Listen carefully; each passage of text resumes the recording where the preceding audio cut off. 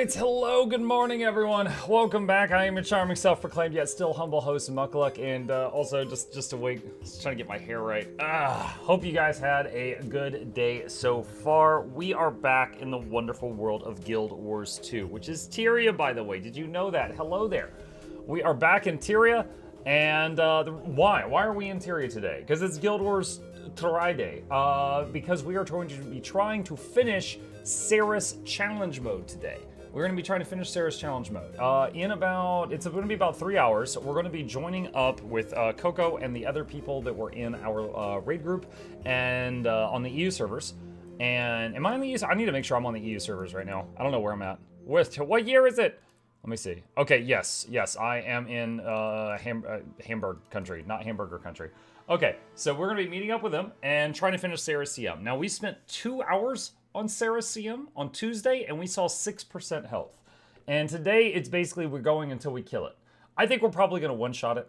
We're so close. We're so close. So it'll be fine. And I'm pretty proud of my performance on Tuesday. I never attempted Cerus CM.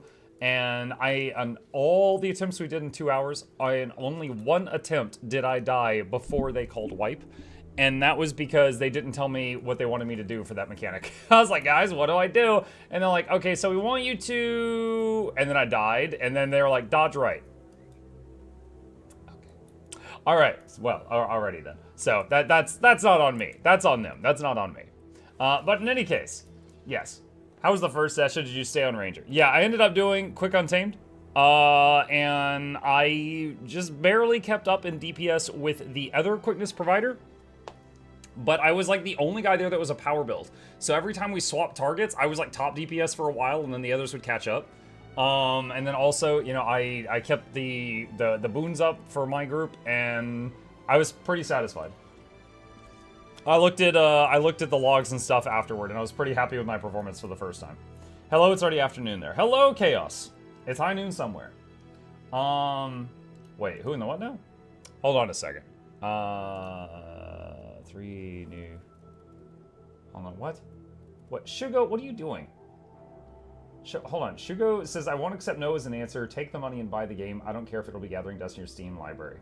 I said, what game? What are you talking about? And he said, Monster Hunter Wilds. Why are you sending me Monster Hunter Wilds? Oh my god. Alright, so like, chat, I am not one of the people that's like, oh, for Monster Hunter. I'm just like, yeah, I played Monster Hunter World. It's fine. But he is throwing wilds at me. Oh my god. Okay, well, I'll check that when I check that. Let's see. What else? Funny thing about Rose. Okay, so let's talk about this. Let me open this link and open this link. Alright, so Rose MMO and I did a talk last week, and after the talk, I made it into a video. And the thumbnail for the video, is this right here for mine, all right? I thought that would be adequate. Now, the video's been private for almost a week, and I said, Rose, let me know when you post your video, and then I'll post my video so that they go up at the same time. And he goes, okay. And this morning, I get a thing on my sub feed that's his video, and I'm like, you little shit. He didn't tell me. I'm guessing it was his editor. I'm guessing his Noxxi did this. Because he was like, yeah, I'll let you know. And he didn't let me know. And his video went live. But I think it's kind of funny that we had almost the exact same thumbnail idea. Look at that. So, yeah. It's pretty much the same idea. But so I was like, all right, well, he didn't tell me, but he made his video live. So I'm making my video live. Ever since Cyberpunk 2077, chat knows they can peer pressure you now. Oh, let's get real. You guys have been able to peer pressure me for years. Alright. So, we got some time to spend. So I want to do the routine. Afterward, I was thinking about practicing DPS on the Golem for a little bit. Just try to see if I can ink out any more little advantages. Take a look at the latest changes that the... Oh, wait, did I already do... Oh, that's right. I was on Guild Wars 2 briefly last night because of the news update. Oh, I've already done the routine. Okay, this is all done. This is already done. It is not a request. Oh, yeah, the Monster Hunter thing? No, it's not a request. Weren't you in the Cerus CM squad as well, or do I have no memory? Wait, what? Camgal? He might have been. I'm gonna be really honest. There were 6 virtuosos there. It was 6 people that were the same class, with the same elite spec, doing the same actions, with the same build.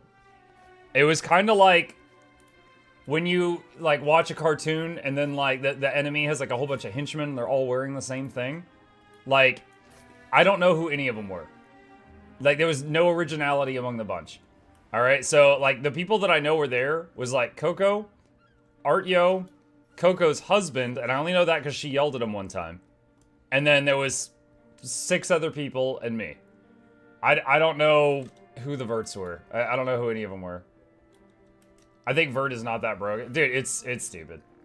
I know I had to suffer Sievert as well for my Cerus proc. Sievert's an affliction. Yeah, I'm just saying, like, I don't know the names of any of them who were there. I am not sure who any of them were. Cameo says you should set up your arc so that you see boss DPS. You can see the cleave damage number currently. By most people look at that number. I'm not that worried about it, but I saw my damage on the log that you guys posted on the Discord. My goal is basically, like, I don't expect to beat the DPS verts while I'm playing quickness DPS, right? But my goal is basically not be deadweight and, you know, get through the fight correctly. So that's what I'm working on. Is there a guide somewhere on establishing a Guild Wars 2 routine?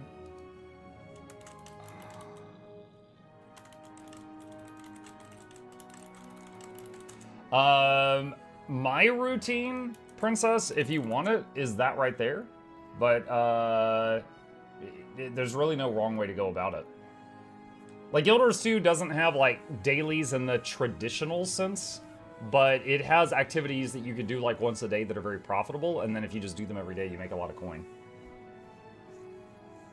Wouldn't it be more of a challenge for them to have a warm body as 10? Maybe, but it's not like I'm someone who just, like, paid them to get me a title, and I'm just trying to get through it alive. Like, they could probably do that, but no, the goal there was for me to, like, you know, just get a kill. We considered me making a guide for it, because, like, I don't have a guide in my library for Cerus Challenge Mode. However, 1, the number of people who would use such a guide would be very low, and 2, I would need... To make a guide, I gotta know what every single other person in the squad is doing, right? For most fights, that's easy. For example, Mursad Overseer, I have to go into detail on what 3 people do, and I'm like, the other 7 of you unga bunga, right? For Cerus CM, I gotta go into detail for what all 10 people are doing. And it's like, ah, man, even to get to the point guide for that would be like 20 minutes long with so much editing. Ugh. Time for the heal plus portal arc. Okay, hot take. I despise fights that require portals. If fights require you to have Scourge portals and Mesmer portals set up in sequences through the fight to get through it, excuse my French, I think that's a shit fight. All right? Like, I am gonna do this fight, I'm gonna get it dead, and I'm never going back, probably. Because once the novelty of doing it once wears off, I can't imagine wanting to do this again.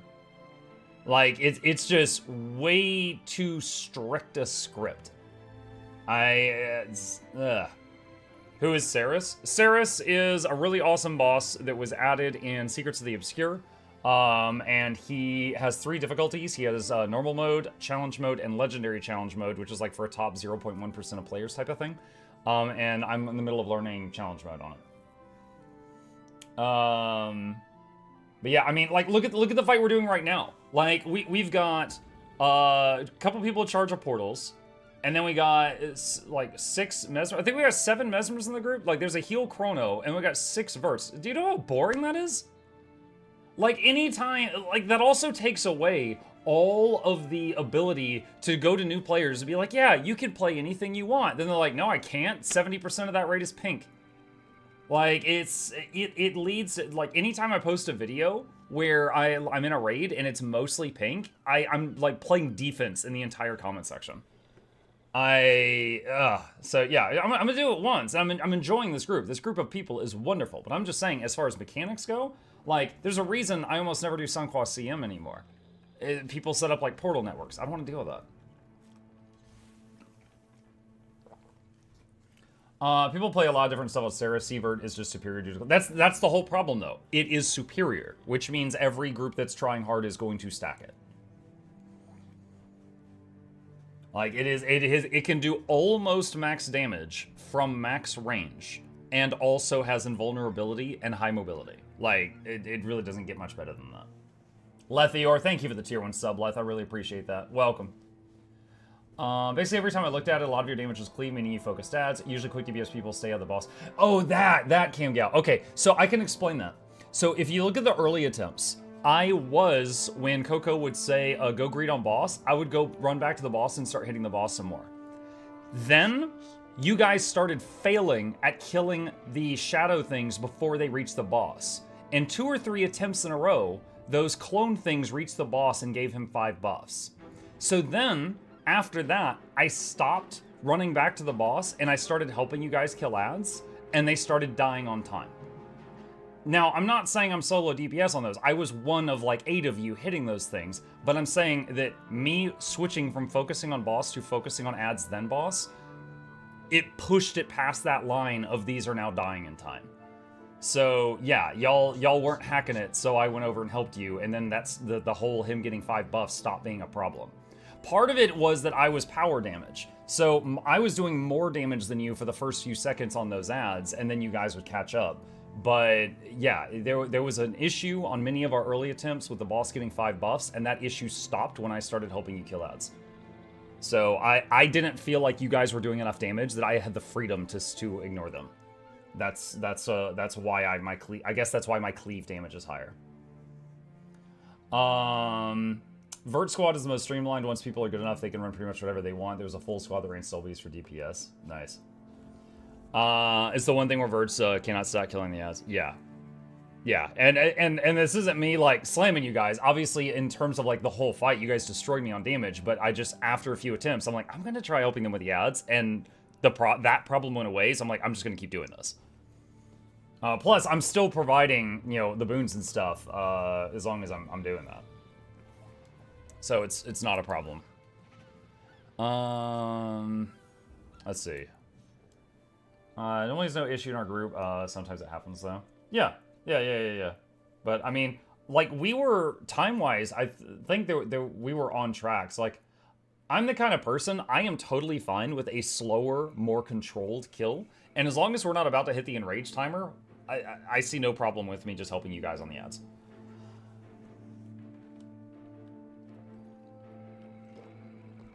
On challenge mode, it's fine. On legendary challenge mode, it's 100% up to verts because every damage on boss counts. Yeah. Yep. Most fights are not that hard or you need the best thing. It's true. Like, I would say 95% of the content in Guild Wars 2, there's a way to kill it while playing whatever you want. And then and then there's like a few things like legendary CM and stuff like that. That reminds me, hold on. Is this video public? I gotta make sure this is public before I show you. 2,000 views. Yeah, it has to be public. Okay, so Lord Heisen posted a video this morning. I gotta mute it because there's like copyrighted music in it. But, he soloed Slothosaur. And apparently it took him like 20 minutes or something. Just look at all these slublings. Look at these. Look at these freaking things. There's like 100 of them. So he's just having a Vindicator hop around the room in circles for like an hour to kill all these slublings. But yeah, just skipping ahead and then skipping ahead. Yeah, he freaking soloed Slothosaur. The solo Vindy build? Yep, the bouncy build. Yeah, he posted that today. I'll throw it in the chat if any of you want to see the degeneracy and all those memes and stuff. Even on HTCM, you can have a variety of DPS classes. Yep. Again, it's just the fights. Now, granted, you know there are some people that like the super tryhard encounters, and I'm glad that they have content that appeals to them. I just don't like the fights where it's like, you know, at 72% of the boss's health, we need Bob to make a portal that goes out, and then after 1 second, we take the portal that goes in, and then at 71% of the boss's health, we need Sam to make a portal that goes southeast, and then after 1 second, we go back in, and it's just like this whole script of portals. I'm just like, ugh. Ugh. It adds so much scripting to the fight that it feels like there's less you know, freedom to it. I see people run the True Ham on HDCM. Heal-a-lack Mirage. I thought, oh, True Ham. Okay, I was thinking Heal-a-lack Mechanist. Every time I've heard Ham, it was Heal-a-lack Mech. Kind of makes me want to try Vindicator. Yeah, I'll be honest, usually anytime that Heisen tells me he soloed some new thing, my first assumption is that he played Mirage, because that is something he's used for a lot of fights. Like when he soloed Harvest Temple normal mode, I think he was on Mirage. But did not know about the solo Vendi build. On HTCM, you only have 3 pure DPS players that can play whatever. There's 2 DPS verts with portals and 1 Revenant with bubble. Yeah, that sounds awful. That's like when you tell someone, like, yeah, if you want to fight Greer, you need 2 Revenants doing Centaur bubbles, like, the whole time, and it's just like, ugh. Like, there's a difference between it's nice to have this mechanic in the group to it's required to have these people in the party, and then I feel like the latter is much rougher. Let's see. Mesmer is the early power mech of CM fights. Bubble's only for the orb phase. Yeah. Greer CM is coming. It's going to be like that probably. Yeah. I did the Wing 8 just like that one time and made the guides, and I haven't done it again since. So like if the strategies have changed since those guides, then okay, I don't even know. I am not even sure. Let's see. What's going on right now? All right, hold on. I'm going to go into the aerodrome. Vindicator superiority, Mario Goomba Stomp is meta now. We're already planning to port out geysers on Earl like we port clones on Cerus. I mean, it's fine. You're in a group that is already, you're in a static, right? You're in a static, not a pug. But basically, that requires a level of coordination that most groups don't achieve. Like, there's a difference between knowing the fight and then, because, like, okay, if you take 10 people that know Cerus CM, but they have never played together, and you put them in a group and say, go, they have to stop and have a conversation before the fight. They can't just, they can't just go. You can't just be like, oh, I'll be bomb 1, you be bomb 2, let's do it. You know, they have to have a long talk before the fight to figure out who's doing what at like a million different moments during the fight. Like, that makes it a bit more unapproachable for other folks. I think the issue also is there's a lack of ranged DPS classes, and I see most hard CM fights requiring those. Yeah, like, when I was in there, I was using Spear and Hammer, and Spear on Ranger, you could do some damage from range. And so I was actually trying out starting, like, you're supposed to start the fight in Hammer, but I started it in Spear, because then the Spear would line up with the first phase where we run out, so I could do more damage at range, while I was, backing away from the boss. It was something I was toying with our attempts. But, yeah, like, there's not a version of power quick, like, okay, if I'm thinking of quick builds that I am pretty fluent in, Scrapper is usually Hammer.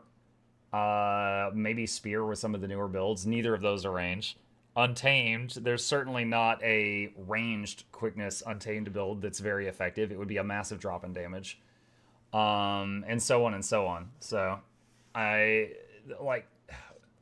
maybe, like, Harbinger with pistols or something. But I didn't really want to play that. I used to play Lord of the Rings online and would do raids with mostly PvP players. Very funny things unplanned. Scourge. Scourge doesn't provide quickness. I was discussing quickness builds specifically. Let's see. That. Burrs. Burrs. Force, impact. And let's see, I want to put my favorite skin on the weapon. Oh, where are you at? Right there. Sledge of the Red Weech. Got some heft. Alright, so what I want to do is I'm going to open up the Snowcrow's notes for the build I'm playing. And I do not believe that I can play it, you know, as well as they can. But I want to see if there's any more little scraps of information I can pull from this to up my game a little bit. Let me see. So first off, I want to double check the build. Let's see. This trait, they're running this one, and I'm running this one. Neither of those is going to have an effect on Cerus. Bing, bing, bing, bing, bing, bing. Okay, pretty much same build. Same skills. All that's the same. Okay. As long as I ambush skills, unleash fire. Unleash fire grants access to unleash ambush skills. Yep, that's all fine. That's all fine. They use Jungle Stalker. No, they actually use the Jaguar, I believe, for the additional going into stealth. Let me see if I can find the damn thing. Pet options. Yeah, Jaguar. Jaguar is your best DPS and mandatory for your rotation. Jungle Stalker helps keep up might. I mean, I'm in a raid where now I'm not one of the might providers, so actually whether I like it or not, by just being a ambush untamed, I'm giving about 10 stacks of might up with 100% of the time. But I guarantee you that the other people in the group are providing the other 15. Also, I don't pet swap on cooldown. So that's not really a huge thing. So Jaguar is the best DPS. So the issue is, and I'll show you guys here. Let's swap you out for Jaguar. Okay. When a ranger uses the new spear, when you hit 5, you go stealth, and then your skills flip. And then when you use one of them, it does like a really big fancy hit. Now, if you're in a big fight and there's constant like ticking damage, you might get broken out of stealth instantly. And when you go into stealth, you also get a buff called Hunter's Prowess. Allows the use of a stealth attack even if you get revealed for like 2 seconds. So as long as you hit like 5 and then 2, it will work even if you take a tick of damage in between. That's awesome. However, with the Jaguar, when you use its special ability and it stealths you, you don't get Hunter's Prowess. Which means a tick of damage between the Jaguar stealthing you and you attacking will break you out of the stealth and prevent the special hit from going through.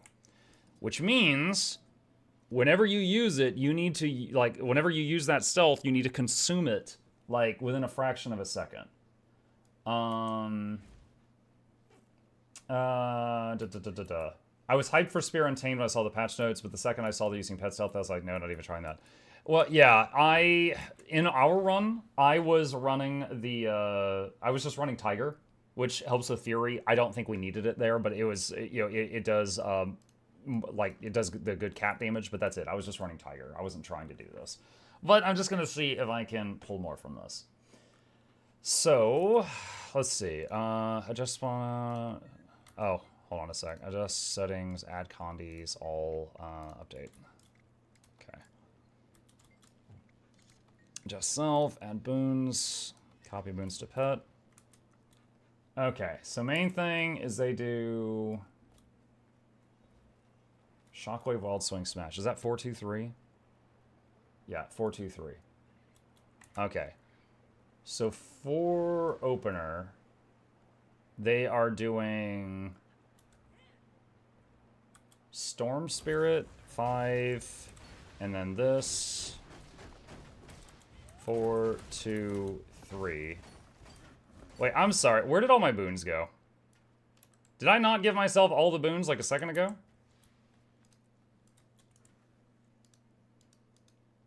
Okay.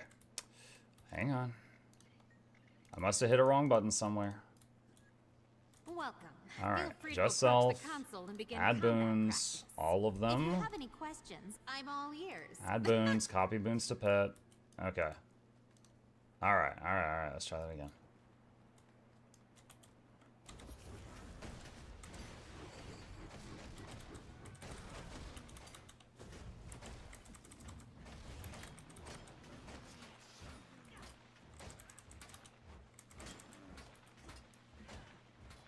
Wait, Panther... Okay. Stalk, Predator's Ambush, Panther's Prowl, Wolf's Offset. Which one's Predator's Ambush? Hang on a second. Okay, so let's go over here and remove, respawn. Alright, I need to see the flip skills. Predator's Ambush is the 4. Really? They're using... Okay.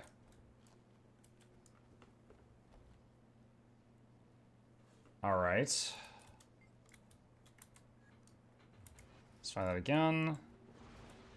Alright, so Storm Spirit, Thump, Unleash, Ambush, 4, 2, 3, and then Swap Spear, and then 5, 2, 3. And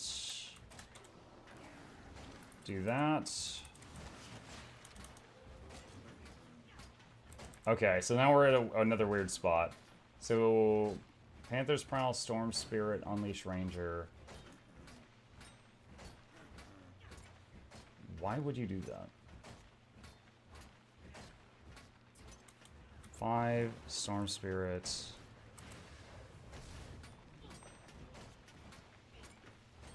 I'm so confused by that step. There's a step right here, and it says Panther's Prowl, which stealths you, then Storm Spirit, and then Unleash... But Panther's Prowl isn't going to increase the damage of Storm Spirit. So I don't know why that's there. And then Unleash Ranger, and then Abandon is an ambush, and Panther's Prowl isn't going to increase the damage of that. So that's... Wolf's Onslaught. So if that Panther's Prowl is supposed to increase the damage of Wolf's Onslaught, then you've got like 1 to 2 seconds to use all these skills in between before you get there. That's gonna be really tight. Now this is one of those things that we're gonna see if I can pull this off. So you do like 5R. Yeah, so like right there, I failed to get through it in time. They want you to be an Unleash Ranger while you do the big move. Well, you pretty much are an Unleash Ranger whenever you do the big move, because you have to be an Unleash Ranger to do ambushes. So that part's not a problem. So it's like...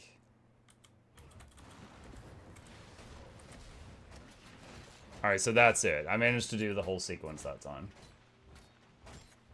The wolf move, the Empower 2? Yeah, I mean, you basically always are. Yeah, I mean, this build is in Unleash Ranger like 95% of the time. The only time you're not is right when you're about to ambush, you Unleash Pet, then Unleash Self again. And like when you Unleash Pet, if you wish to, then that gives you a few moments to, use the Unleash Pet skills, like the F1, F2, F3, and then after that, like that window closes. Where is my food buffs and stuff? I know I've got some.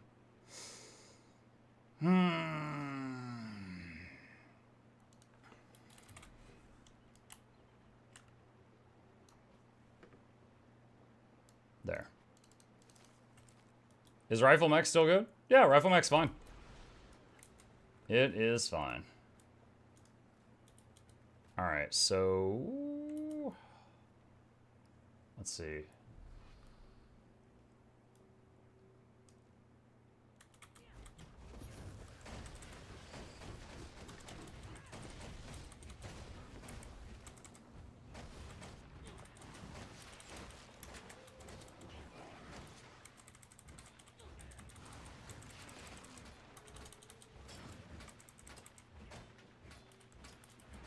Alright, so this is the weird part.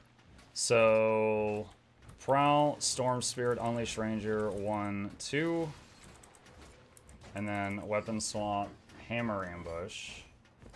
And then 4, 2, 3. Ah, I need a target dummy that's going to live longer than that. Alright, spawn a golem, average, additional, add condies, all of them, spawn my golem. Okay. Alright.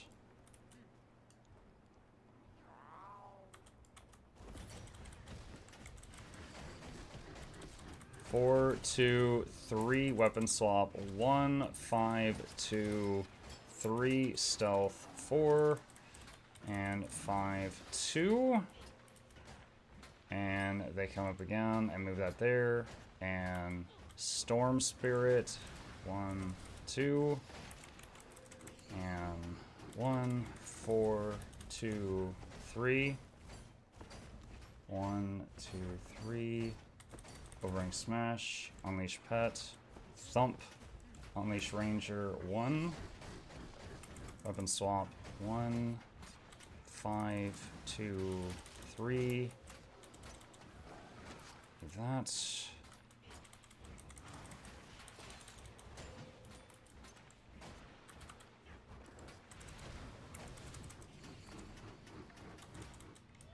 Am I starting his Golem Rune era? I've done it before.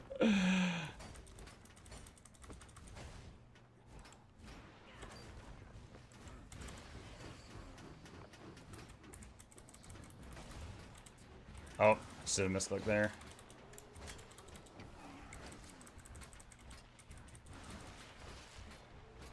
Starting again.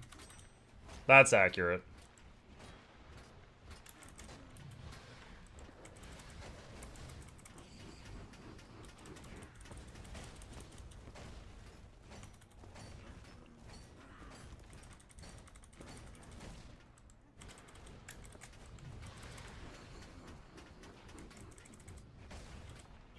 Five, 2, 3, stealth, 4, 5, 2.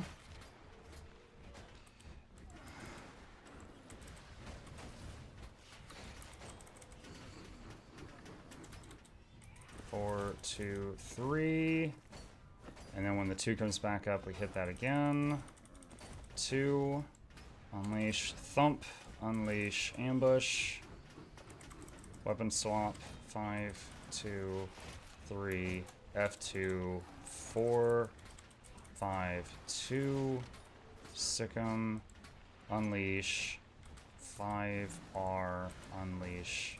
1, 2. Okay. I'm getting there. I'm getting there.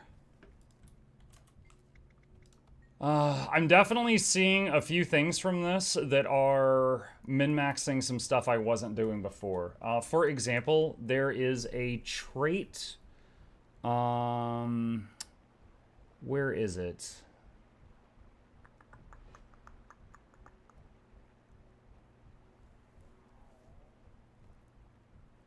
I'm trying to remember where it is. There's a thing in here somewhere that it's like when you're hitting an enemy that you've recently crowd controlled, you do more damage, right? It's in here somewhere, and the way that this rotation is working is it has a crowd control button, either Thump or Storm Spirit, right before each ambush, which is a more strict min-maxy rotation than what I was doing to take advantage of that. It's your Relic. Oh, thank you. Yeah, Relic of the Claw. 7% damage bonus if you've recently disabled a foe. So it's basically Thump, Ambush, Weapon Swap, Ambush, or it's Storm Spirit, Ambush, Weapon Swap, Ambush. Pressing Unleash Pet F3, aka the big green bubble, is good on Cerus. Oh, it's a big animation, but you might accidentally help the healers block some barrier from being applied to boss. There are these tiny projectiles during collection phase to give them a little barrier. Really? So, Camgow, there was one moment in the fight. Look, I am no stranger to the fact that this can be annoying, right? So, during the fight, there was one moment that Coco complained about it. And I stopped doing it. And I knew it was a very, very minor damage loss, but I was like, oh, I don't want to make it worse for my teammates. So I stopped using it. Like, it does do, like, if you don't need it for blocking projectiles, it does do a tiny amount of damage. But I was like, oh gosh, you know, if they can't see puddles, they're gonna die. It's visually annoying. Yeah, I know it's visually annoying. I'm fully aware of that. Use it during orb collection phase. Okay. I will say one thing. Yo, Coco has been awesome so far. It does surprise me that she doesn't condense her commands. Like, instead of saying, okay, it is time to begin the collection phase. Like, yo, if it's me, I'm just balls! Stop the balls! Like, that's it, yo. It's just balls. Like, there's no time to say all that other stuff. There's so many times, like, she says, like, a sentence, and, like, the second half of the sentence comes through after the event is over. And it's just like, it's done. Like, Coco, it's too late. It's kind of like when she was like, okay, we are going to be dodging to the... I die? Right. Like, come on. Just say dodging right. 3, 2, 1, dodge. Like, dodge. It's balls. Like, there's no time for the thesis paper. We got to get these orders out. Like, you just got to just yell whatever the intent is. Like, okay, if everyone would converge to the commander tag. You know, stack on tag. Like, that's it. Just scream stack on tag. All right, let's try this again. So we're starting off here, and dot.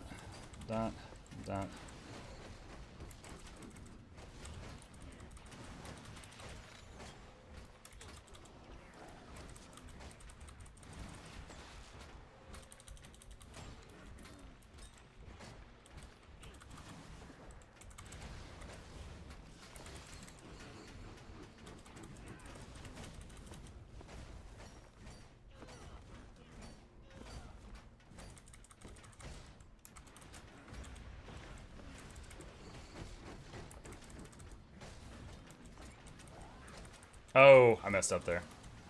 Let's just restart it now. This is the time to practice. Remove respawn. It's funny hearing it from your perspective because the rest of us, we kind of know what to happen anyway, so it wasn't a problem. Dude, like, granted, I'm sure some of it is because of latency, right? Like, some of it's because of latency, okay? There was, I don't think, a single time where the back wall came around and I heard the warning for it before it nailed me in the back. Keep in mind that currently I don't have a feel for when those are going to happen. But it was just like running right, stack on groups, running right, go quick. Watch out for the back wall. Every time. I never heard the warning for that before it happened. In 2 hours of attempts. Now, fortunately, I'm playing a class with a healthy amount of health. It never killed me, but it was just annoying because I'd lose all my boons. Let's see.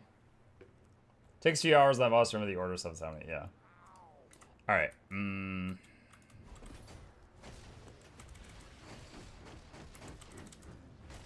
5, 2, 3, F2, 4, 5, 2, 3, and then, hold on, I gotta read this for a second. So after the second 3, you unleash the pet. 5 R 1 2 4 2 3. Wait on the 2 to come back up. Unleash. 5. Unleash 1. Weapon swap 1. 5 2 3. F2 4. Wow, that didn't go off. 5 2 3 R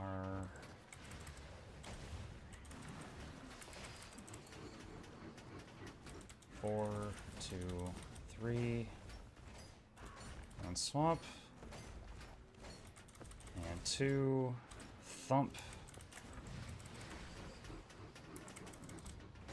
5 2 3 F2 4 5, 2. Wait a minute. Wait. Did I just see immune there? Hold on a sec. I was immune to my own stealth application there. I'm doing that part of the rotation too fast. So, okay. All right. So there, I was hitting him, and I did 5, 2, 3. Watch this. F2, immune. I was immune to my own stealth. Muck me. Okay. All right. I gotta figure out how long I need to wait there. So I gotta squeeze an auto chain in. Ugh, auto chain counting. All right. So 5, 2, 3. And then F2, 4. Okay, there. All right. So I need to wait like maybe 1.5 seconds there, or I'm immune to my own stealth application. All right.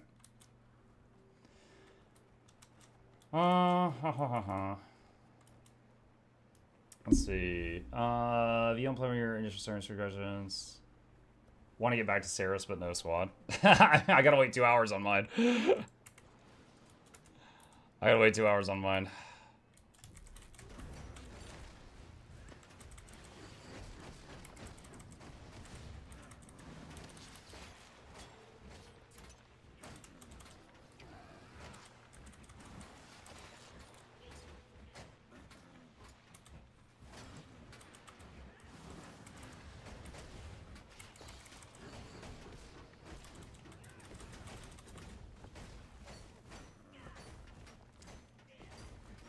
On 2, R2, unleash, 5, unleash, 1, weapon swap, 1, 5, 2, 3, wait on reveal to go away, F2, 4, 5, 2, 3, 5, 1, 2, weapon swap, 1, 4, 2, 3, wait on the 2,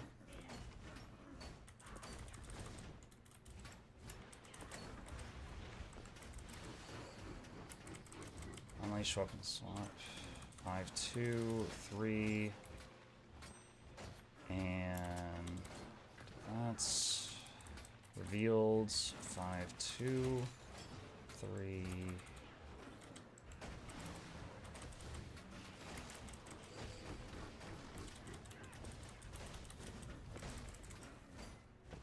waiting on the 2 to come back up.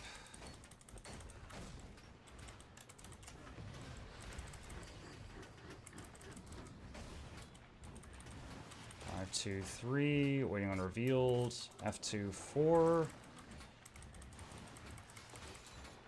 2. Actually, I want to test something here. Hang on a second.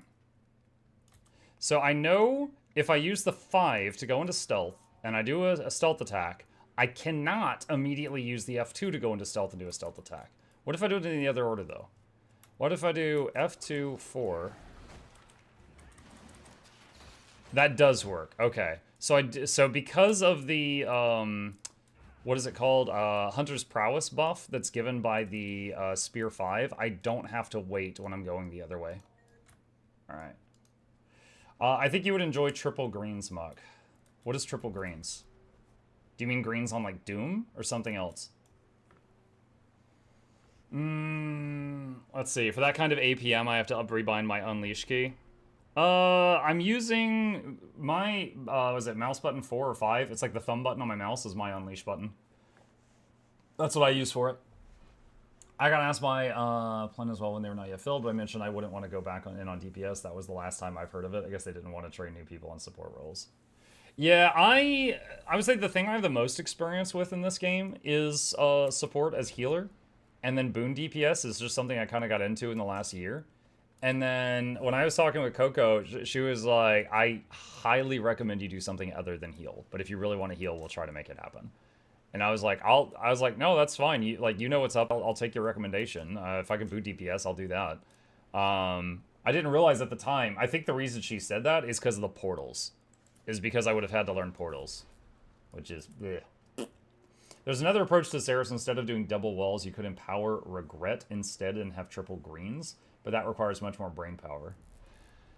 Is it greens where you just stack them all, or is it greens like in challenge mode Ether Blade where you have to have like 3 people in each one or some crap like that?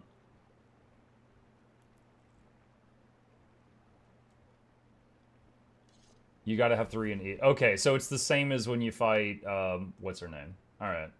No, I mean that's fine. I've handled that before. I'm still waiting for other starts rather than crap ton of virtuosos. Yeah. Yeah, I might make a fun little video on just like my experience killing challenge mode Cerus, but it's rough making a guide for anything where the group is almost entirely pink because everybody just looks at that and go, oh, well, normal groups can't do this. Like they completely discount it. It's a great way of making people just think, oh, this is impossible.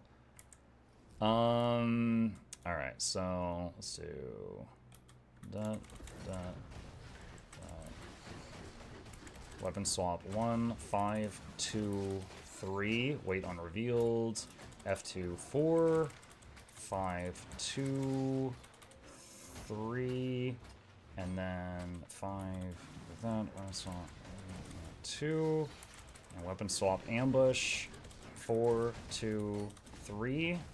We're waiting on the 2 to come back up. 2, 5, unleash, ambush, weapon swap, ambush, 5, 2, 3, F2, 4, 5, 2, 3,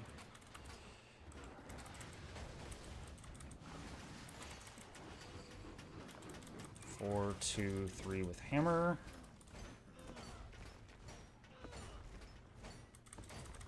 2, thump, hammer ambush, weapon swap, spear ambush, 5, 2, 3, F2, 4, 5, 2, 3,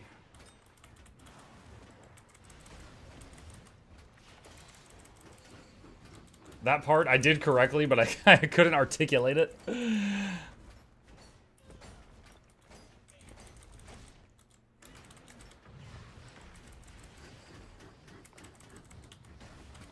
5, 2, 3, F2, 4, 5, 2, 3. Oh, I missed doing one of my Wolf's Onslaughts there, so that was a small DPS loss. Waiting on 2.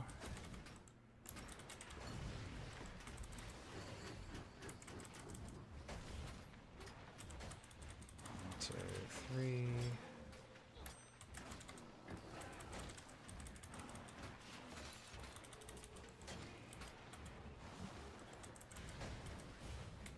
Okay. Okay, as long as you give me that instant quickness each opener, it's fine.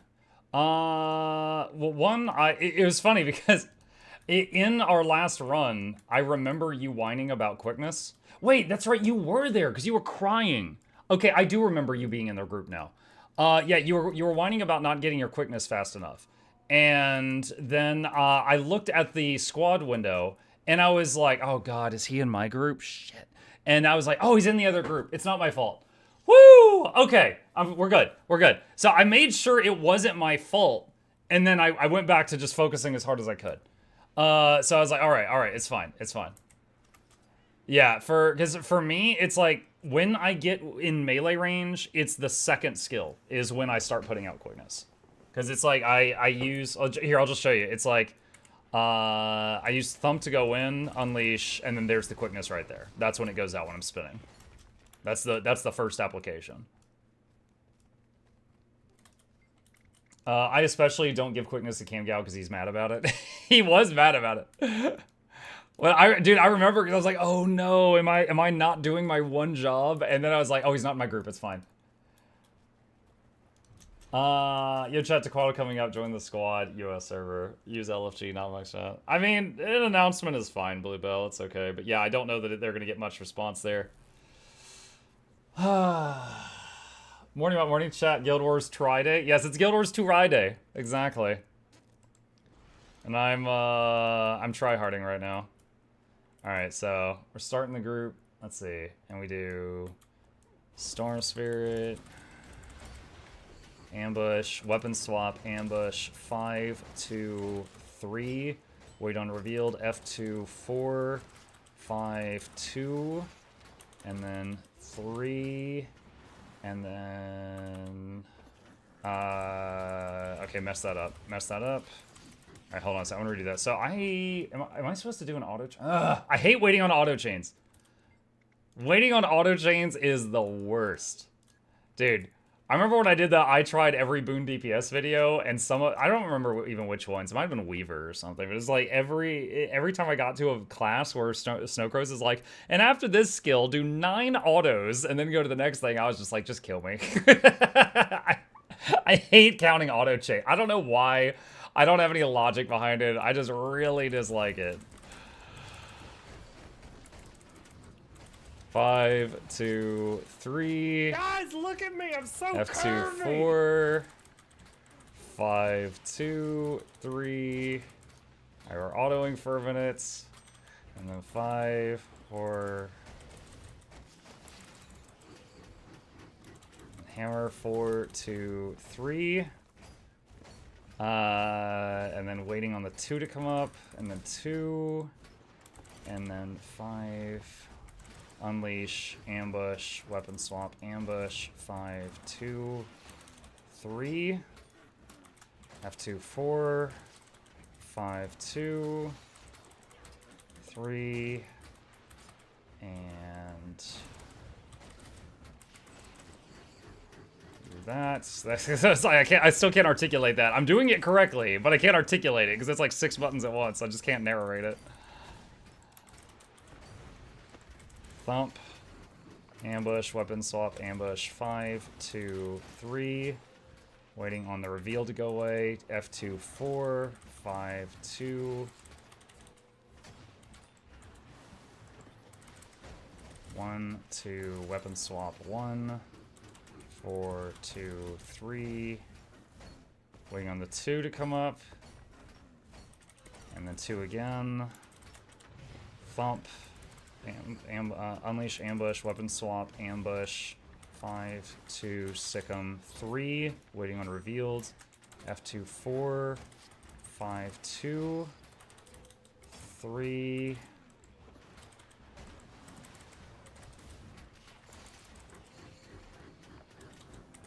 4, 2, 3, up to 27.5k, 2, thump, 5, 2, 3, F2, 4, 5, 2,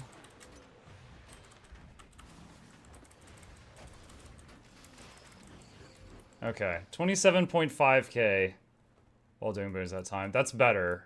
I think I was doing like 25 or 26 earlier, so I've definitely improved a little bit. Definitely improved a little bit.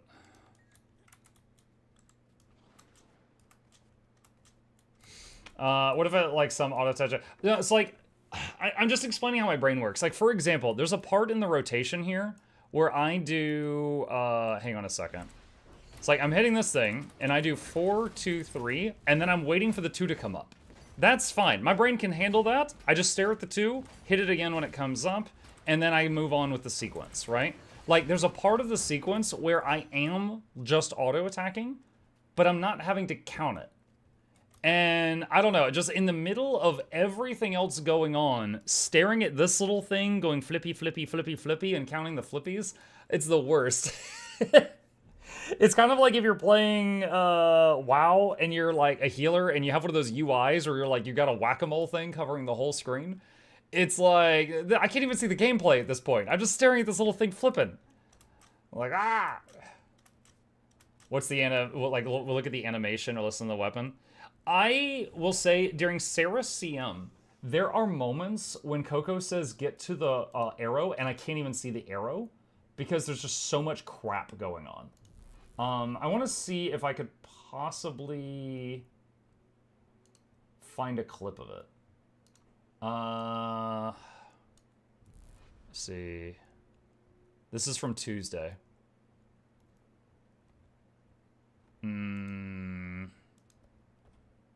All right, so like moments like that, for example, hang on. Like, look at this. This is just like staring into the sun. If she said run to any marker in here, I can't find it. I'm gonna look for the health bars and stack on the health bars in that moment. But there was a lot of moments during the fight where she's like, oh, go to heart. And I would just follow the other people because in those few seconds, I couldn't find the heart. It's just too much going on. Is it, can I find another moment where it just gets like absurd? Oh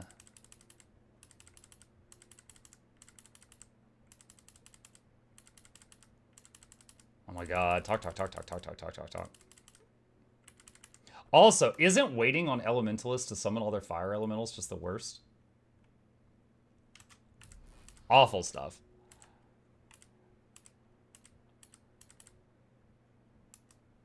This is pretty early in the fight. Starting to get a little messy there. All right, so like right here. It's just like there's the wall, there's new puddles, there's old puddles, we're moving around. It's just like there's just so much noise. There's so much visual noise here. It's like there was moments where it's like run to the arrow, run to the heart, and it took me too many seconds to find it.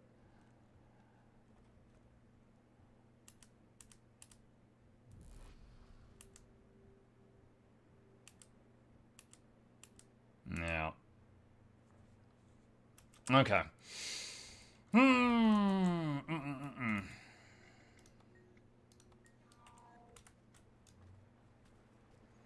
It's funny, for the longest time, I used to love that this build that I'm playing right now, like, it's the same whether I take it out in open world or in, like, instance content, but now it no longer is. Because, like, without the tiger, I don't supply my own fury. Bad for open world, good if fine if I'm in an instance. And also the maces are a ridiculous amount of sustain, but lower damage. Great for open world, worse for Cerus. When Coco said I don't have a fire bullet that one time, I was like, oh god, she's playing pistol. Oh yeah, there was 2 times during the 2 hours I specifically recall she mentioned her bullets were messed up. And I was just like, okay. I do remember trying an LE build that had the pistol once, and I did not care for it. Because I remember the feeling of, like, if you get a bullet out of sync and you don't realize it, you stay out of sync for the next 10 minutes. Like, it doesn't correct. You have an LE playing pistol? We had an LE playing pistol, yeah. I think, were they a healer? What role? Hold on a sec. Hold on. Open that video back up. I could just look at the damage meter. We had 2 Tempest. They had to be Alacrity, right? They were probably Alac. There's 2 Tempests. They're lower on damage. So they were probably Alac Tempest. And one of them was Coco. I don't know which one. And she had a pistol.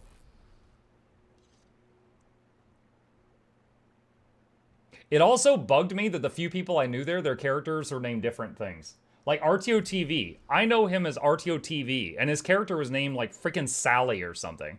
And at one point, I'm like, are you in this raid? And he's like, yeah. I'm like, who are you?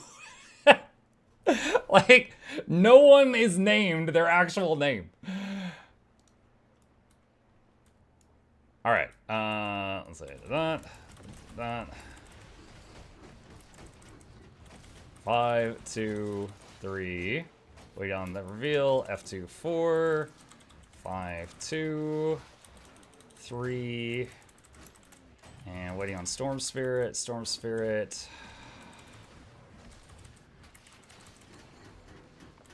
4, 2, 3. Waiting on 2 to come off cooldown. Weapon swap. Alright, 5. Unleash. 1. Weapon swap. 1. 5, 2, 3. Oh, my food buff's wearing off.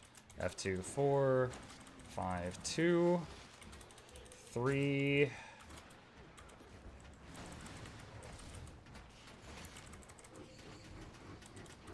unleash, ambush 4, 2, 3. Waiting on the 2, 2. Unleash, pet skills, thump, unleash, ambush, weapon swap, ambush, 5, 2, 3. Wait on revealed, F2, 4, 5, 2, 3. Storm Spirit, 5, 1, 2. Weapon swap, ambush, 4, 2, 3. And waiting on the 2 to come off cooldown. Thump, ambush, weapon swap, ambush, 5, 2, 3. Oh, I love that noise. Sick'em. Hello, F2, Muck. 4. How was Cerus CM? Oh my god, he's dead. I'm too good. And 5, Storm Spirit, weapon swap, 1, 2, weapon swap, 1, 4, 2, 3.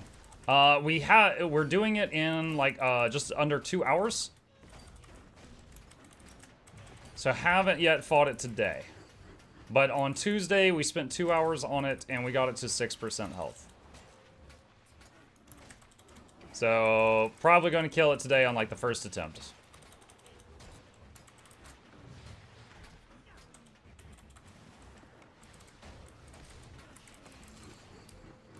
Okay, there we go.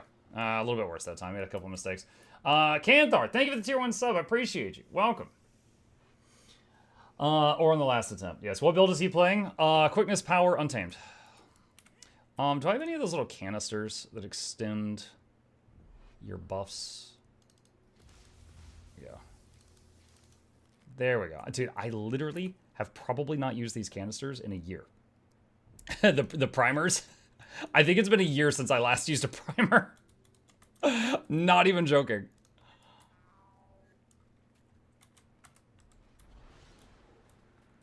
All right.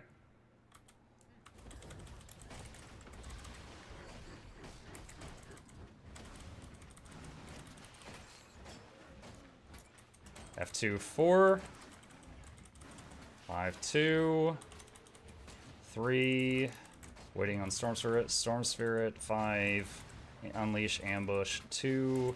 Weapon swap, ambush, 4, 2, 3. Sick'em. Waiting on the 2 to come off cooldown. 2. Thump. Unleash. Ambush. Weapon swap. Ambush. 5, 2, 3. Waiting on reveal. F2, 4. 5, 2. 3. Storm Spirit. 5. Unleash. 1, 2. Weapon swap. 1. 4, 2, 3. Waiting on the 2 to come off cooldown. Unleash, pet skills, thump, unleash, ambush, weapon swap, ambush, 5, 2, 3. Waiting on reveal to go away. F2, 4. 5, 2. 3. Unleash, Storm Spirit, 5. Unleash, 1, 2. Weapon swap, 1. 4, 2, 3. Waiting on the 2. 2, unleash, pet skills, thump, unleash, ambush, weapon swap, ambush. 5, 2, 3. F2, 4. 5, 2. 3, unleash. 5, Storm Spirit, unleash, ambush. 2, weapon swap, ambush. 4, 2, 3. And I messed that up a little bit there. 5, unleash, ambush, weapon swap, ambush, sick'em, 5, 2, 3. Waiting on reveal, F2, 4. 5, 2. 3. Storm Spirit, 5, unleash, 1, 2. Weapon swap, 1. 4, 2, 3. Okay, 27.4k. For this build, that's one of my better ones. That's one of my betters. Hey, Mug Chad. Hi, Theo. What's up? Is that quick untamed? Yeah, it's quickness power untamed with spear hammer. It's the, according to Snow Crows, it's the current better version of it. I'm trying to build the muscle memory because I am not used to spear hammer as much as the other weapons.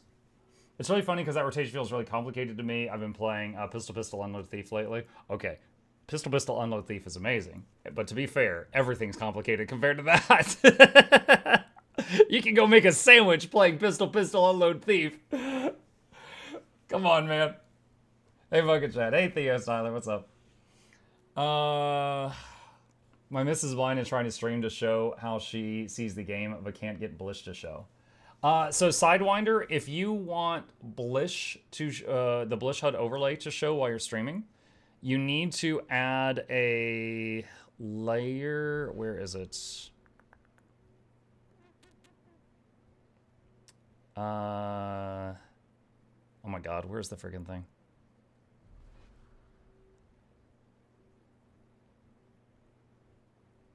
You know what? Hold on. Oh, I know why. I know. I'm in the wrong scene right now. One sec. Okay. Yeah, it's on this one. I'm gonna have to take a picture. One second. All right. It wasn't on that scene. I'm changing to a scene that has it, and then I'm gonna change back and show you a screenshot. Give me a moment. Okay. So the short answer is that Blish HUD is an overlay, which means it's a different program than Guild Wars. So just streaming your Guild Wars will not show Blish. If you want to show Blish while you're streaming, you need to have a source like that looks like this right here, and just call it Blish HUD, whatever, and have it capture the Blish HUD executable. And you'll notice that this source, look, it's just transparent, but it's got those icons at the top. Okay? So, and then also like, you know, anything else like this or this, that's all Blish HUD.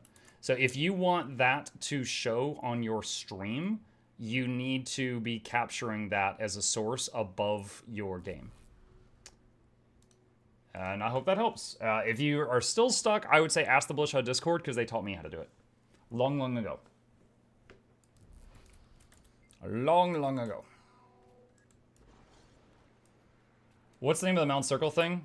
Mounts and more radial menu. It's very nice. Basically, you hold down... I've got mine on X. I hold down X, mouse over what I want, and release, and it mounts on that thing. So I use X to access all of my mounts. It basically just involves a swipe. And homestead portals. I could do that as well. Not on this map, apparently. Yeah, exclamation mark Blish if you want it. And then that will pull up a list of guides for Blish. Mounts and more is the one with the radial menu. I literally don't even remember how to access some of my mounts without that menu because I've been using it so long.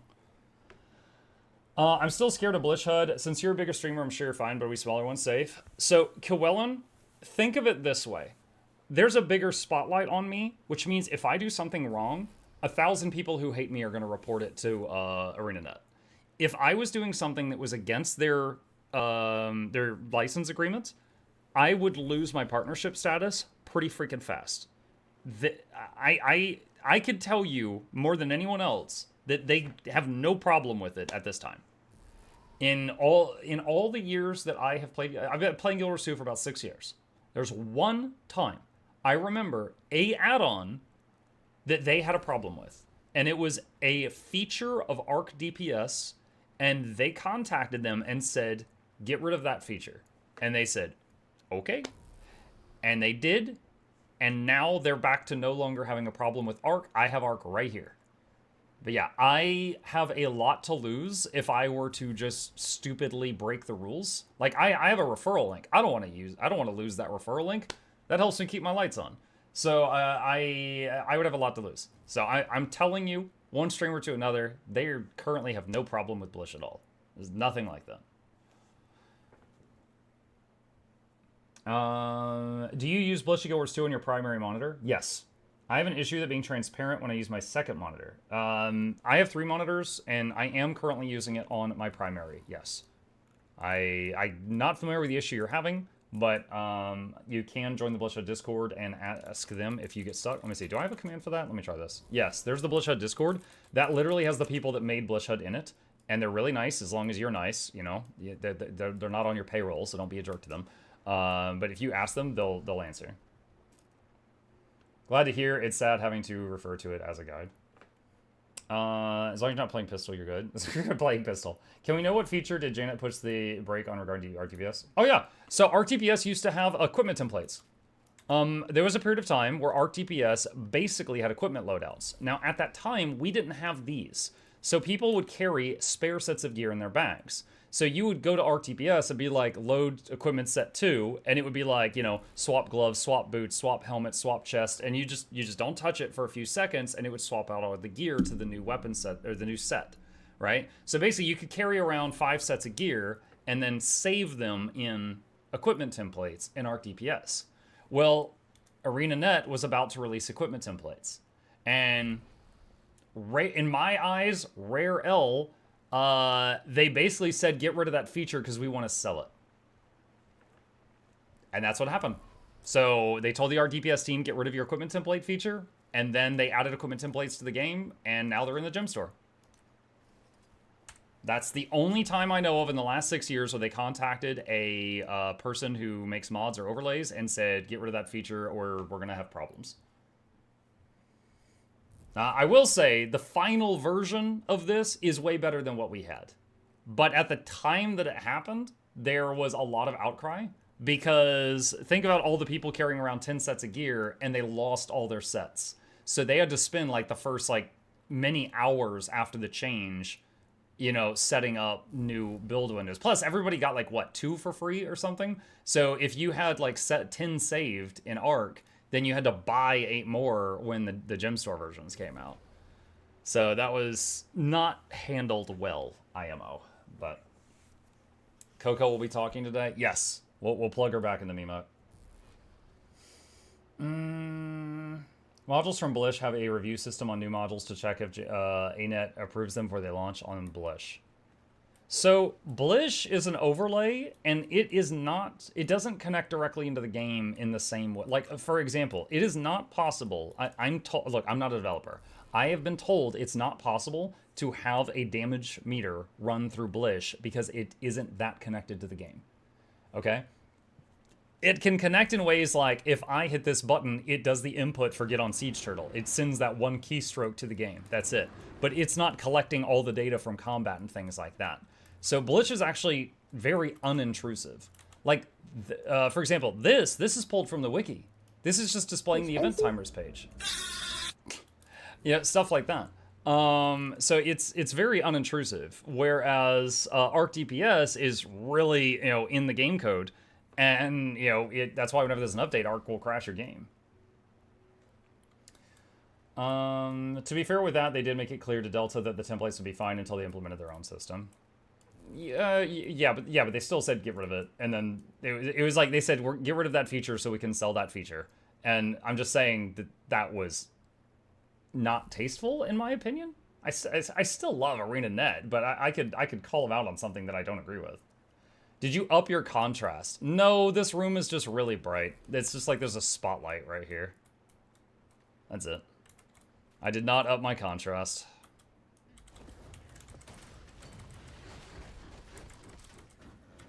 All right, 5, 2, 3, waiting on revealed, F2, 4, 5, 2, 3, autoing until Storm Spirit comes up.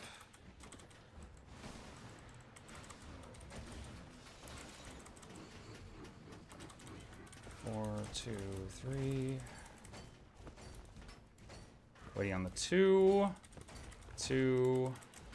Unleash pet skills. 5. Unleash ambush. Weapon swap ambush. 5, 2, 3. Waiting on revealed. F2, 4. 5, 2. 3. 5, 2nd. Unleash 1, 2. Weapon swap 1. 4, 2, 3. And waiting on the 2. 2. Unleash pet skills. 5. Unleash ambush. Weapon swap ambush. 5, 2, 3. And revealed F2, 4. 5, 2. 3. Storm Spirit. 5. Unleash 1, 2. Weapon swap 1. 4, 2, 3. Waiting on the 2. 2. 5. Unleash ambush. Weapon swap ambush. 5, 2, 3. Sikkim, waiting on revealed, F2, 4, 5, 2, 3, Storm Spirit, 5, Unleash, 1, 2, Weapon Swap Ambush, 4, 2, 3, waiting on the 2 skill, Thump, Pet Skills, Unleash, Ambush, Weapon Swap Ambush, 5, 2, 3, waiting on revealed, F2, 4, okay. 27.9k while doing boons. Pretty happy about that. Let's see, what's the far right add-ons you have? I see Blish, but I don't know what the bag and hammer is. The bagger. I just combined everything you said. The bagger. The hammer is Mystic Crafting. It's very similar to GW2 Efficiency. It's not quite the same, but it allows you to access it in game. So I can click on, I want to make this legendary spear. It will scan my account and tell me, here's what you have and here's what you don't have. Right? So you can go in here and figure out like what you still need. Like it's like you have 68 Mursat runestones out of 100. You know, stuff like that. You know, you have this, you don't have enough of those, you don't have enough of those. It's a very handy tool for if you make legendaries. Or other big projects. The bag is item search, which says it's not working right now. I haven't used it recently. Hang on a sec. Let's see. Manage modules. Item search. Disable. Give it a minute. Enable. Item search basically lets you search for things you misplaced. So, like, if I search my account for Mystic Coin, it tells me I've got that many in my bank and that many in my material storage. If I search the Ecto, it's like you have that many in mat storage, that many on that character, that many on that character, that many on that character. So if you've ever misplaced something, this helps you find it, no matter what character it's on or if it's in your bank or whatever. So it's just handy. The skull is event table. That's the thing that's that right there. It's the same as if you do /wiki space ET and you just see what events are going on.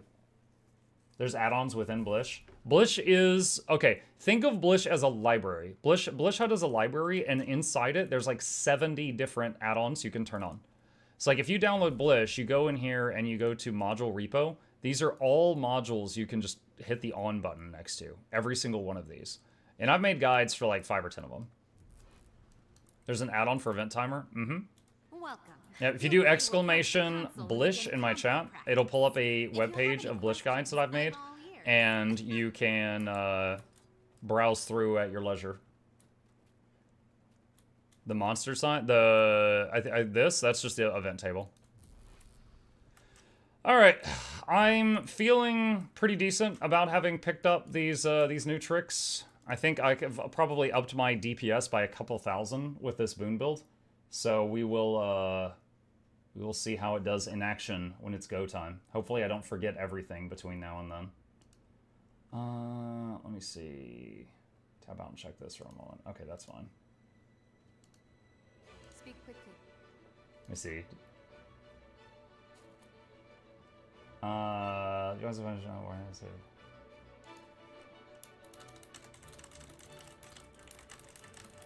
Responsibility isn't easy.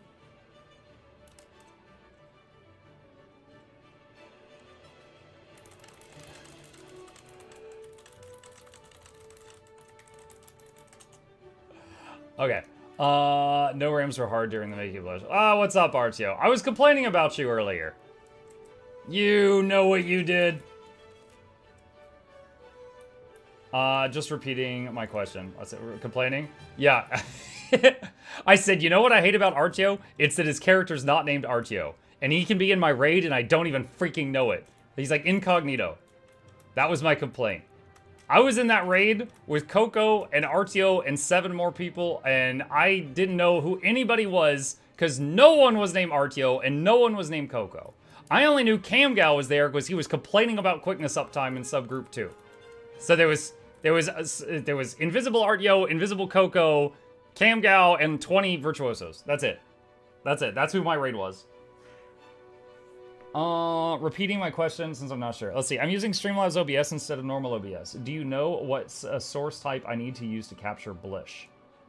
Okay. I did used to use slobs, but that was a very long time ago. I'm pretty sure you use a... One sec. Okay, in normal OBS, you use a game capture. I know that sounds weird, but you use a game capture for Blish.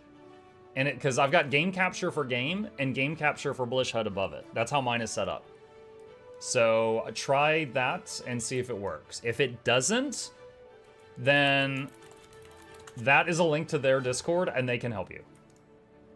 That's as much as I know. In reality, the big skull nerds could break a 30k easily with Scepter, Warhorn, Sea Weaver, come on and playing Weaver because SUOD, not the same for everybody used for 80 plus hours already. I admit, if I don't know how good it would be, but if I were an Ellie main, which I'm not, the recent news about Staff being more viable fills me with joy because Staff was always my favorite Ellie weapon, and I would be trying out builds that has Staff. But I don't know how viable they are. I'm just talking about like stuff I heard rumors on and what it made me think.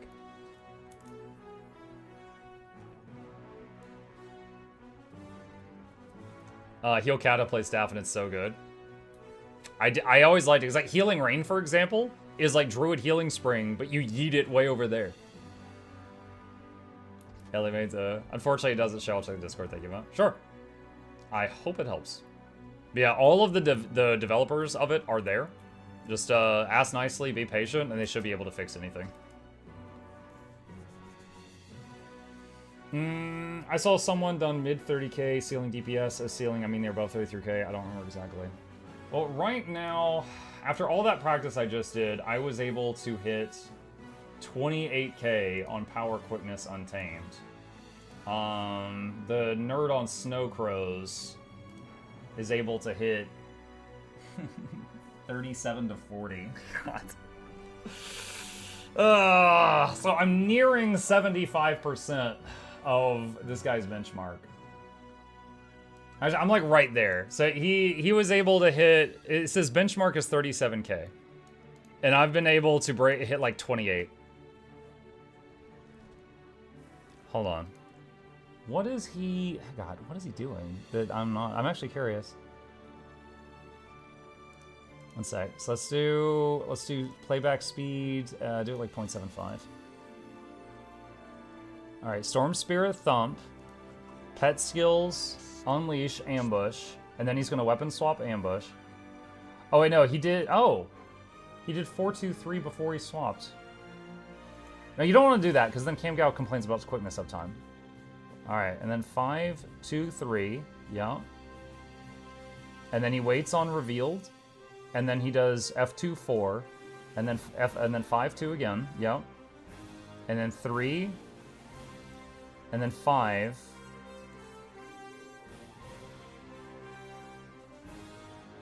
And then... Wait, does he do Storm Spirit last?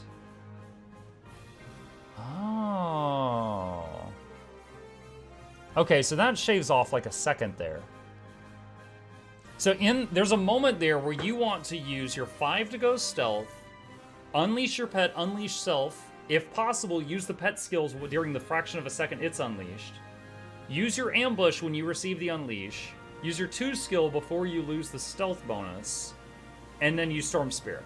So there's like 7 things that you want to just do like all at the same time. And I was doing Storm Spirit at the beginning, which means that whole sequence would begin when Storm Spirit comes off cooldown. They were doing it at the end, which means when Storm Spirit comes off cooldown, you're leaving Spear, which means it gets to the next ambush a little bit faster. Oh, muck you. I gotta try that. Hold on. I gotta try that. I gotta get back in there. Because the ambushes are the hardest hitting thing, and that means that every single time you go from the spear weapon set to the hammer weapon set, you're getting to the next ambush like a second or 2 faster. What you want to do is grow a 3rd hand and put it on the keyboard. Yeah, I would say quick untamed most of the time. It's pretty well, tame, ironically. However, when there's that one moment when you're about to do the weapon swap where you just suddenly hit like, 7 things at the same time and it's crazy.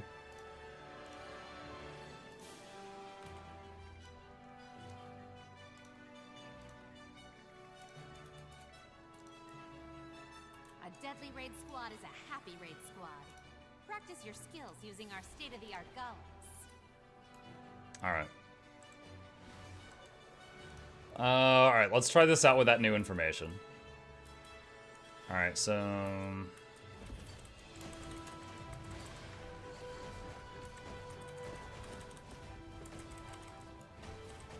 5, 2, 3. Watching revealed. F2, 4. 5, 2. 3, 5. 1, 2. Storm Spirit. Weapon swap. Ambush. 4, 2, 3. Waiting on the 2. 2. Ambush, weapon swap, ambush, 5, 2, 3, waiting on revealed, F2, 4, 5, 2, 3, 5, 1, 2, Storm Spirits, weapon swap, ambush, 4, 2, 3, 2, thump, 5, 2, 3. Waiting on revealed.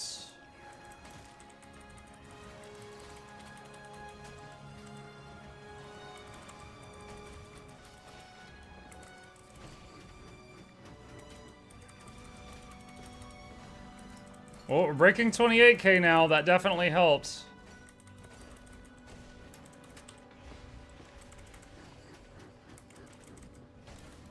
Oh, I hit the wrong button there. Alright, yeah. Yeah, that's definitely better. Okay. That one small change immediately added... Well, it added like 5k to the opener, and it also added like 1 to 2k consistent DPS. God dang. Out of interesting, are you using an MMO-style mouse? I am using a Razer Basilisk. And it has 2 buttons on the... Also, it's very dirty. Sorry. It has 2 buttons on the left-hand side. I have tried mice that have the, like, 9 buttons on the left, and I couldn't handle that. Like, I was constantly hitting, like, misclicking extra keys. Ooh, that mouse. Clean that thing. It's just dusty. Alright. That's good to know, though. Glide your thumb over the skills. Well, no, it's like when I'm moving my mouse to the right, I am pushing on it on the left-hand side. So anytime I move my mouse to the right, I would hit buttons with the thumb that I wasn't intending to hit. Razer Basilisk' goated mouse. The intelligent scroll thing is the best ever. Yeah, I'm very happy with it. I've used it for a long time. Okay. Alright, at this point, I feel like I've done what prep I can. I've min-maxed the build I was playing last time, just a little bit more. I've squeezed a little bit more out of it. Yeah, and at this point, we're waiting on them. We're waiting on them. So, chat, I'm gonna get a drink real fast. You guys behave, and I will be right back. Y'all want anything while I'm up? What Mountain Dew?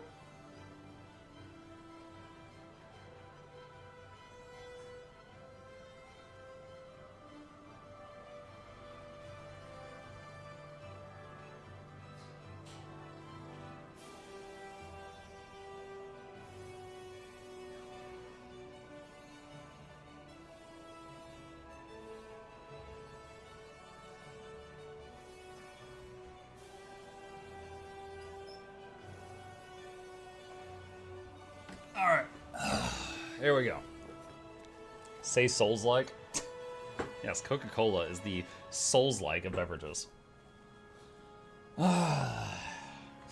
Flips the table. No sand! Behave.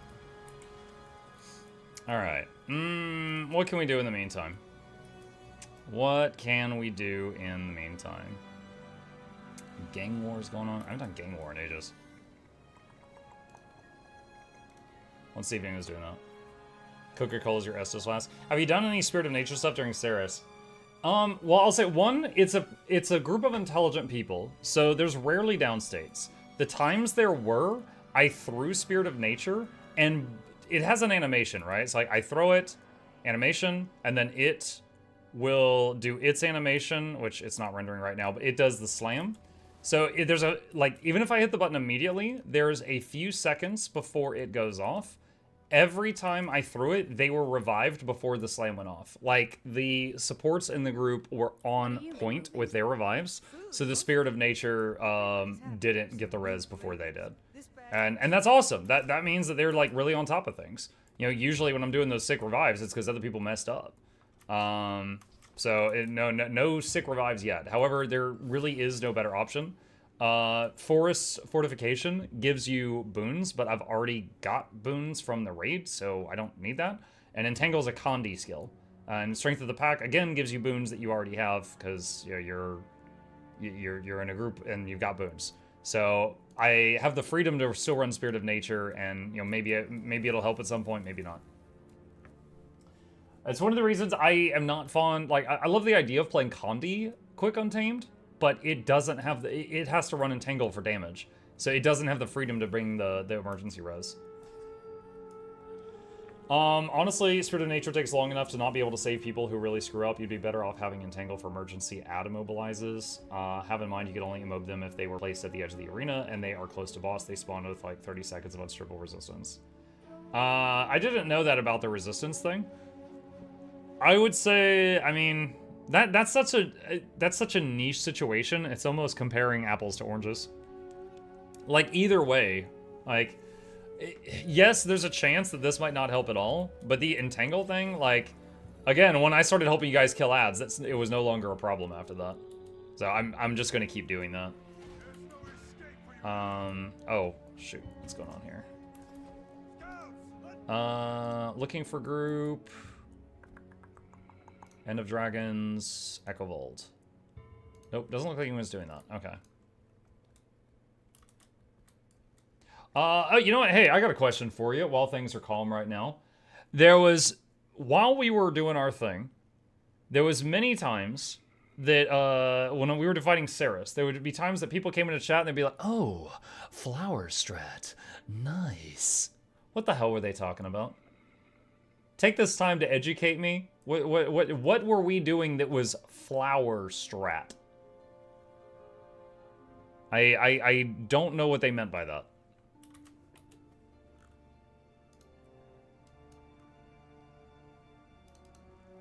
They say flower because of the thing we do at the start of phase 2. The Scourge out, fan around, dodge into the portal thing. Okay, got it.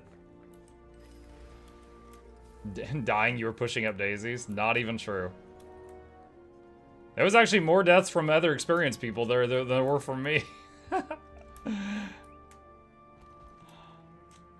Did you learn Cerus CM already? On Tuesday, we spent 2 hours on it. We got it to 6%. We're continuing it today in about an hour and 15 minutes.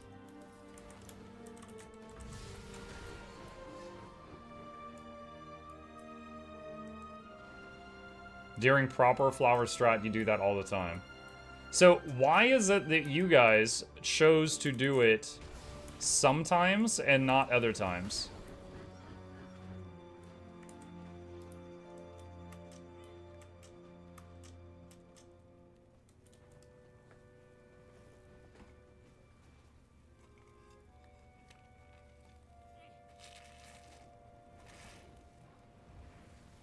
Cerus will die in 1 hour, 25 minutes. That's the spirit. Because that one time it's okay to do it, otherwise it's a completely different strat and it's more efficient but more advanced. After this Cerus kill, Muck isn't getting invited to any more raids. It's true. I'm dead weight. They already regret bringing me. Windshark. The Windshark gifted a tier 1 sub to RTO TV. They have given 154 gift subs in the channel. I didn't realize he was going to say it. Thank you, Windshark. Appreciate you. Welcome. Welcome, RTO TV. Let's see. Are these guys doing Fire Rally? Yeah, they are. The strat we play is safer when it comes to dealing with ads, dodges, etc., but it requires verts. Flower allows other builds. All right, so granted, right now you guys are having to remind me constantly, like, we're moving here, then there, then there, then there. All right, let's pretend I had all of those movements memorized, right? I haven't yet seen a part of the fight that required me to be a vert. Now, obviously, verts do really high damage, but what are they doing that requires them to be verts? Is there like a moment that they pop their invulnerability that's essential? Portal? No, we're getting portals from the supports. We've got with support Scourge and a support Chrono. They're doing the portals. I don't think the verts are doing portals in our group.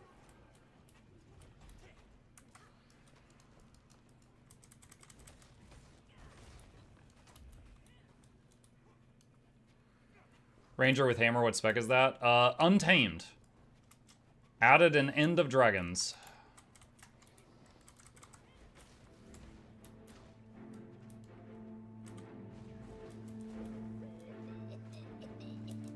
Cleaving adds, surviving stacking 7 despair drops with close to 100% certainty. Piercing damage on add, range damage uptime, and distort for the stack despair drops.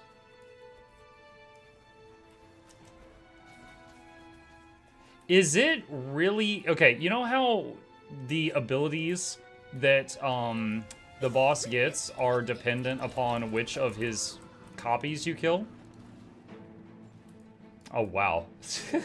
You know how his abilities change based... Or, like, his empowered abilities based on which of his copies you kill. Is it really easiest to empower his despair over something else? Like, we got him to 6%. I'm fine with the Empowered Despair. I'm just surprised that people have decided that's the easiest one.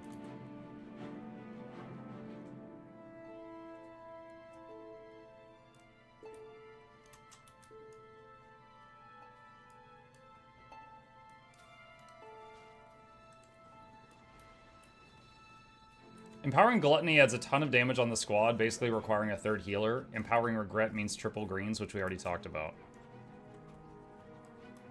But I mean, it's just you stand in the green circles. That doesn't sound that bad. I mean, just standing in green circles and then... Like, I did challenge mode Etherblade, which has those same green circles, right? Like, I'm unbothered by that. It's 3 green circles and each one has a minimum of 3 people in it, right? Like, that's... I don't know. Maybe you just have a very low opinion of your virtuosos. I believe that they can do this. I think they can count to 3. But if you don't, then I'll tell them you said that. Just stand in green. It's... Yeah, look, I know you can't stack them on challenge mode, Daka. I know that you can't. I know it's 3 separate green circles. Each one has 3 people. You just use your eyeballs. And this feels like I'm in a group of intelligent people. I'm really surprised though that they, like, okay, let me ask you this. If you have the 3 green circles and you have 3 people in each one and the thing comes down, do you take any damage at all? Or is it completely 0 damage if you do the mechanic correctly?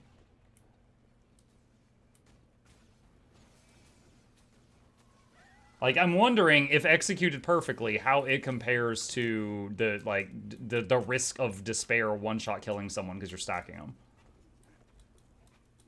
It's no damage. Little damage. Okay. Okay, 5,000. Now we need to clean up the main spill. Everyone else... Just assign 3 groups of 3? You can't do that, because if you've got, like, Sam, Bob, and Cheryl as the assignments, and then Sam and Bob, you know, like, they're not the ones that get the greens, like, it's not possible. You have to have people kind of eyeball it.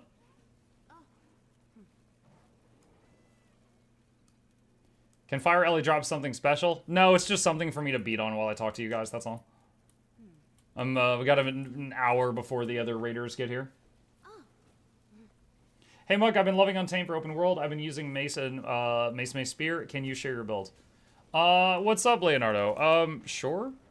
So, it's the same build as that I've been using for a long time. I also prefer Mace Spear or Mace Hammer for open world, but right now I'm about to go into a raid, and so I need to do the maximum damage possible. So I'm currently running Hammer Spear. Hammer Spear is more damage than Maces, but the Maces have more survivability. So Maces are better for open world, I would say, and Hammer Spear is better for if you're beating on something and your job is just do as much damage as you humanly can. For EOS achievement, you have to do triple greens, and people do sort people into groups. They just have to calm really quick when two of a group get the same green. Yeah. I don't know if people remember the original race for Cerus, but the groups were doing 3 green strat, and that was often a white point. That blows my mind. All right. Maybe I just have too high opinion of people's intelligence.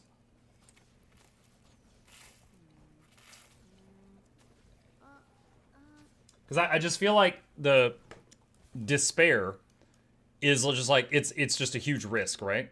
Because like, if you do the dodge correctly, you take no damage. You mess it up, you're dead. And it's just like, ugh. So I feel like that's such a risk that it makes me think about like, okay, what are the other options? Snow Crows has a mace build as well. What? Do they? Where? Hang on. Because I've got the Snow Crows page up for Power Quick Untamed. Oh, right here. Oh, is it Sword Axe Mace? No, it's Spear Mace. Okay.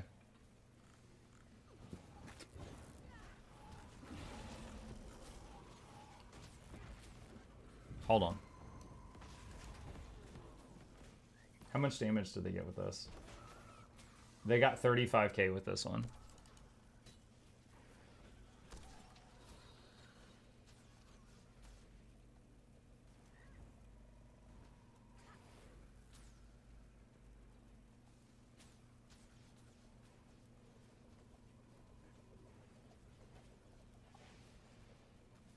So it's still, yeah. So I didn't know this was here. I'm glad you told me. It is still a loss of 2k DPS. So for what I'm doing today, I'll just keep the Hammer Spear set up, just because I've got quickness covered. I just need to do maximum damage. Here's how to do triple greens without panic involved. Imagine 10 people have to execute this perfectly under pressure many times during the fight.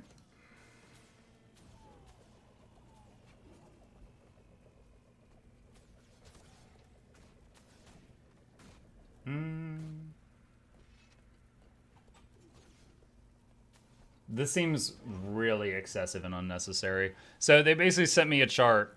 Like, you basically have like 3 people assigned to that one, 4 assigned to that one, 3 assigned to that one. And you just move accordingly. This, I don't know. I guess I'm just assuming intelligence that's not there. I feel like you could just look and be like 2, 3, oh, there's not enough there, and then just run there. But fair enough.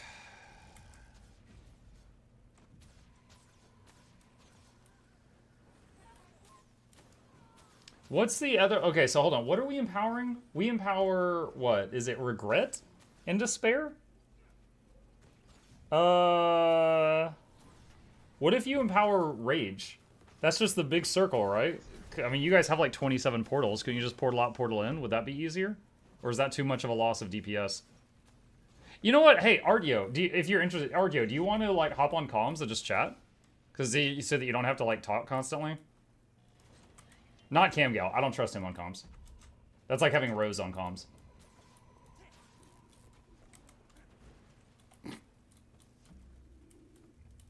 My strat for triple green was to have dedicated priority movement people to each group that would move to fill greens if they came from other places. It sounds good, but sometimes doesn't work since random people get greens and panic. Sun surface take, whenever a leisure activity requires that much of a thought process, stops your leisure activity.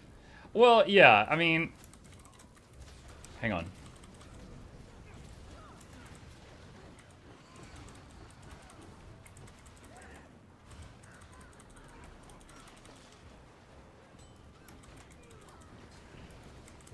Hold on. I'm pumping maximum damage right now.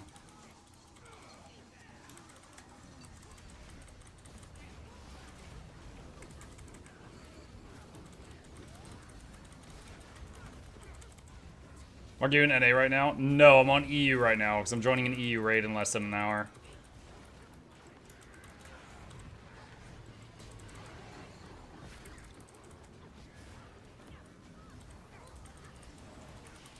You really can't do that, to be honest. The green is going so quickly that without a deterministic algorithm, people just move too fast, multiple at the same time, or too slow, waiting for others to move. Okay, I mean, maybe I would need to see it to fully appreciate it. I was just, in my mind, I was comparing it to just, like, the green groups that are on, like, challenge mode Etherblade and stuff that I've done. And I was just assuming it would be like that, but... it's totally in the air there. I don't know why that pushed me. Guess that EU latency.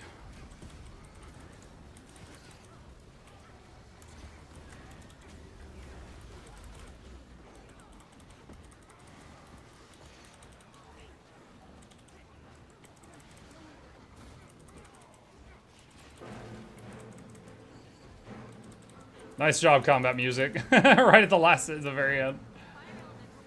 Oh,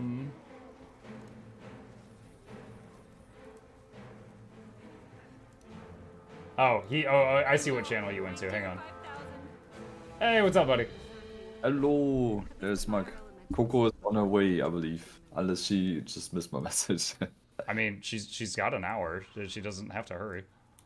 She said she also wants to chat. I was very sad. Oh, shoot. Oh, well, I gotta go then. You're supposed to laugh there. Freaking Germans. Okay. There was a few times that I said something that I thought you guys would get a chuckle at on during the raid on Tuesday, and like no one laughed, and I looked at my chat and I was like awkward, and they were just like Germans. Yeah, the Germans. Yeah, that's what it is. Also, I don't know if she's still busy with stuff. It's 6 p.m. for us, so I think we're like just off of work or something. It's noon now, my time. Ah, there she is. Hello. Welcome to chatting. Hi. Aren't you supposed to be at work, Coco? You slacking? No, I'm a student. I'm not like full-time working or anything. Oh, you're so skipping school. She's full-time slacking, is what she's saying. Oh my Yeah. gosh. Despicable. Yeah. All right. Well, I didn't mean to call an official all hands on deck meeting here. Just Artyo was in my chat, and I was like, "Hey, you want to just chat?" And then I was like, in your chat as well, and Yeah. I was like, I can't type fast enough to answer all of this. you know what it is? Is you probably anytime you said something, CamGal did like 10 lines of text and just drowned it out. Yeah. Yeah. Well, we're here now. What would you like to discuss? Oh no, well you called us, I believe, because of all the questions about the triple green thing and Oh, well, why we're okay, first of all, empowering certain things. yeah. And I saw Art in the chat, and he was answering questions. And Art, I love you, buddy. You don't type very fast, so I was like, "Hey, do you want to just get on comms and we could just chat?" Yeah. And you're like, "Sure." and that was it. That was the end of it. I wasn't like, "Call Coco and get her in here. Freaking get Scooby Doo on the case. I got questions." And no, it wasn't anything like that. No, I was sad that I couldn't explain it, so he was like, "You can join as well." Okay. No, it was just, okay. It was purely just a small talk until the raid time. I was just curious about a couple of things. Like, yeah, but you made some good points. Yeah. I tend to do that. Yes. Go ahead. Yeah. So the triple green thing, to like talk about the most recent thing, the triple green thing is more difficult than you might think. So, you might not have noticed it, but the green actually happens sometimes during very difficult times. Mm-hmm. In which you don't necessarily see that much of the other greens. So if you, for example, already split into 3 stacks or something, you might have to have the boss between you and another green. So you actually don't see how many people are in the other green. And also Guild Wars 2 has too many visual noise thingies. Yeah, so you can't reliably actually see whether they're like 3 or 2 people in one green. Yeah. So during Embodiment of Sin, for example, we had one moment where we had to run around the boss, jump walls, and do the triple greens at the same time. Yeah. Yeah. Okay, now see, that totally makes sense to me. If you're telling me it's not that triple greens are hard, it's that it can be hard based because of like there's 3 other mechanics happening at the same time. Like all right, I can buy that. Yeah, the first one, the first triple green would just be on itself, and that's like pretty straightforward and very doable. But then afterwards, it's popping in, just very very tight between mechanics or even at the same time, and then things get very spicy very quickly. Yeah. Okay, so we were doing Regret, which is like the big claw cans, and Despair, which is the puddles. Why not Rage, which is just the big circle? Rage is getting a part as well. Well, yeah, of one... course. I was just saying, why do we not do... Wait, are why we not empowering kill it? 3? We're empowering 4. The the ones end, we we're empowering kill 4, yeah. don't get empowered. Yes. Okay. All right, I was thinking of it backwards. All right, so... Wait, so we're killing... We kill Regret the first time, right? No, wait, we kill Gluttony the second time. What do we kill the first time? Yeah. Regret. And Regret is the big claw cans, right? That's the one with the greens. So we only keep 1 green for the rest of the fight, and we don't have to solve triple greens constantly. Okay, so we're kill. Okay, got it. All right, And so Gluttony, Gluttony in my mind is really easy. It's just you stand in front of the balls. Why do we shut that one down?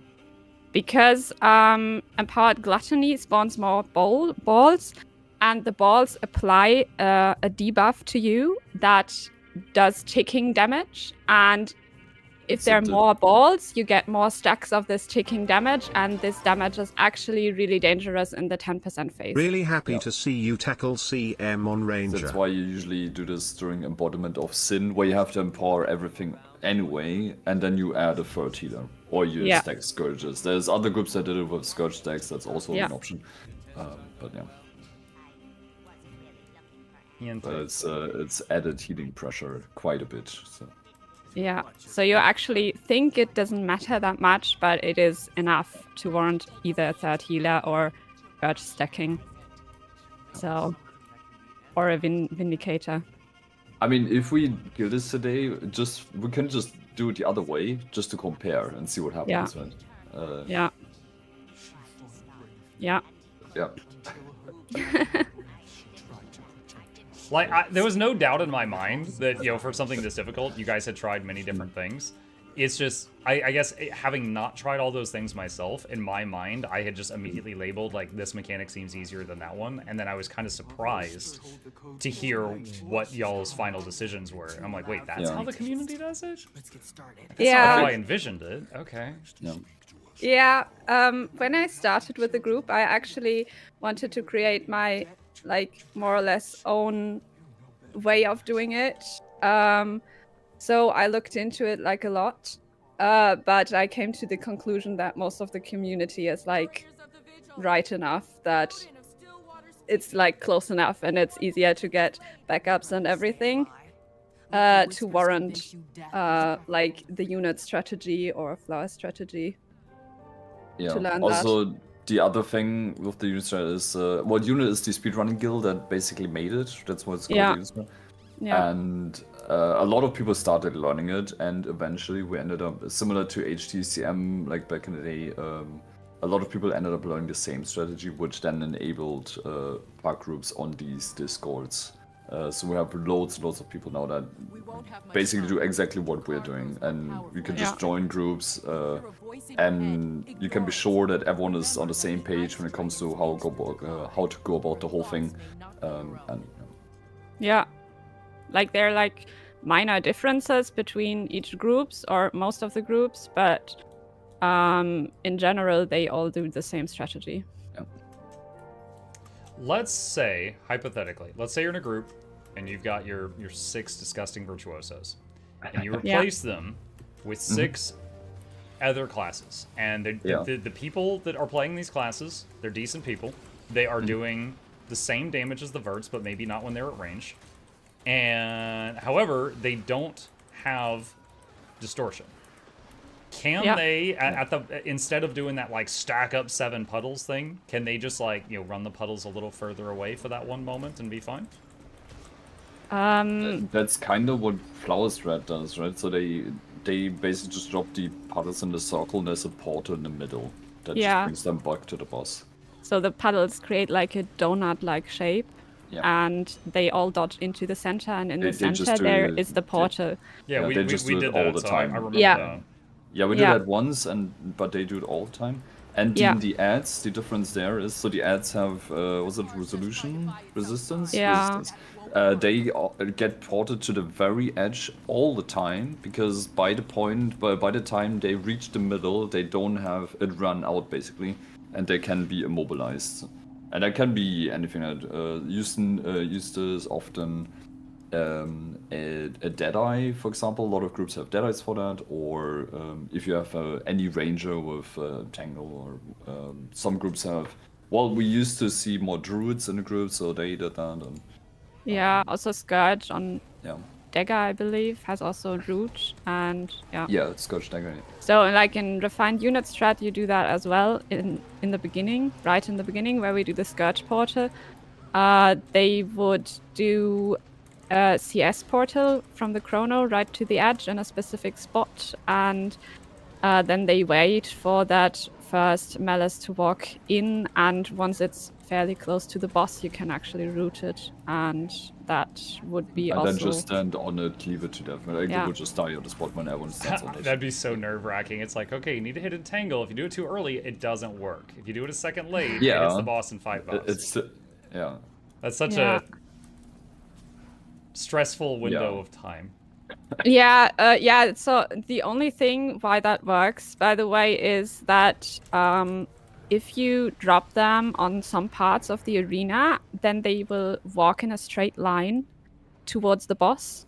And then the resistance will not run out. Like, it will be there until they reach the boss. But if you drop them in other parts of the arena, the malice will actually walk towards a different spot first and then walk straight to the boss. So it will actually take longer to reach the boss, and then the resistance runs out. And But yeah, there's a difference between because Coco explained last time, the boss is doing his mechanics and the adds to the mechanics. And when the malice spawn comes from the ad, then they walk to the ad first, and when it despawns, they take a left turn to the boss instead, pretty much. yeah, And then they walk for a little longer. Interesting. yeah, That's basically why that is a thing. Okay. yeah. So earlier, all right. So there was something that happened on Tuesday that I didn't say anything about it, but it was just like on our first handful of attempts, there would be moments where you would say like, we all poured out, and then there's like some ads that we had put on the edge of the arena, and we're like walking back toward the boss while beating on the ads, and you'd be like, boon DPS, you guys can just go greed, which I didn't even know what that meant for a while. I later realized you meant like you could just go back to the boss. So I was doing that, and then like 3 or 4 attempts in a row, the boss got buffed by the ads. He got like the 5 buffs. And I'm like, okay, maybe I'm doing this wrong. And so I started from like, I don't know, 5 attempts in until the rest of the 2 hours. I just, after we would pour it out, I would just help kill the ads on the way back to the boss, and then I would go back to the boss. And then Camgal was like, Muck, you're doing something wrong. Your cleave is too high. And I'm like, well, Camgal, you failed at killing the ads, and you needed help. Yeah. So it's like, Yeah. I knew that, over the like long term, the verts were doing more damage than me, but I also was like, okay, this mechanic is not happening successfully, so I'm gonna just join in. So theoretically, the group, like the DPS people, should have more than enough cleave to kill those ads. Practically, Virtuoso got nerfed, and I am not sure how many people actually have like internalized that they're doing a bit less damage now, and maybe have to focus the ads a little bit more. And also we had a Tempest in there, and I'm actually not sure Yeah. if he stayed back. Yes, you also have to keep in mind that I'm in a group, right? So. One thing comes to mind.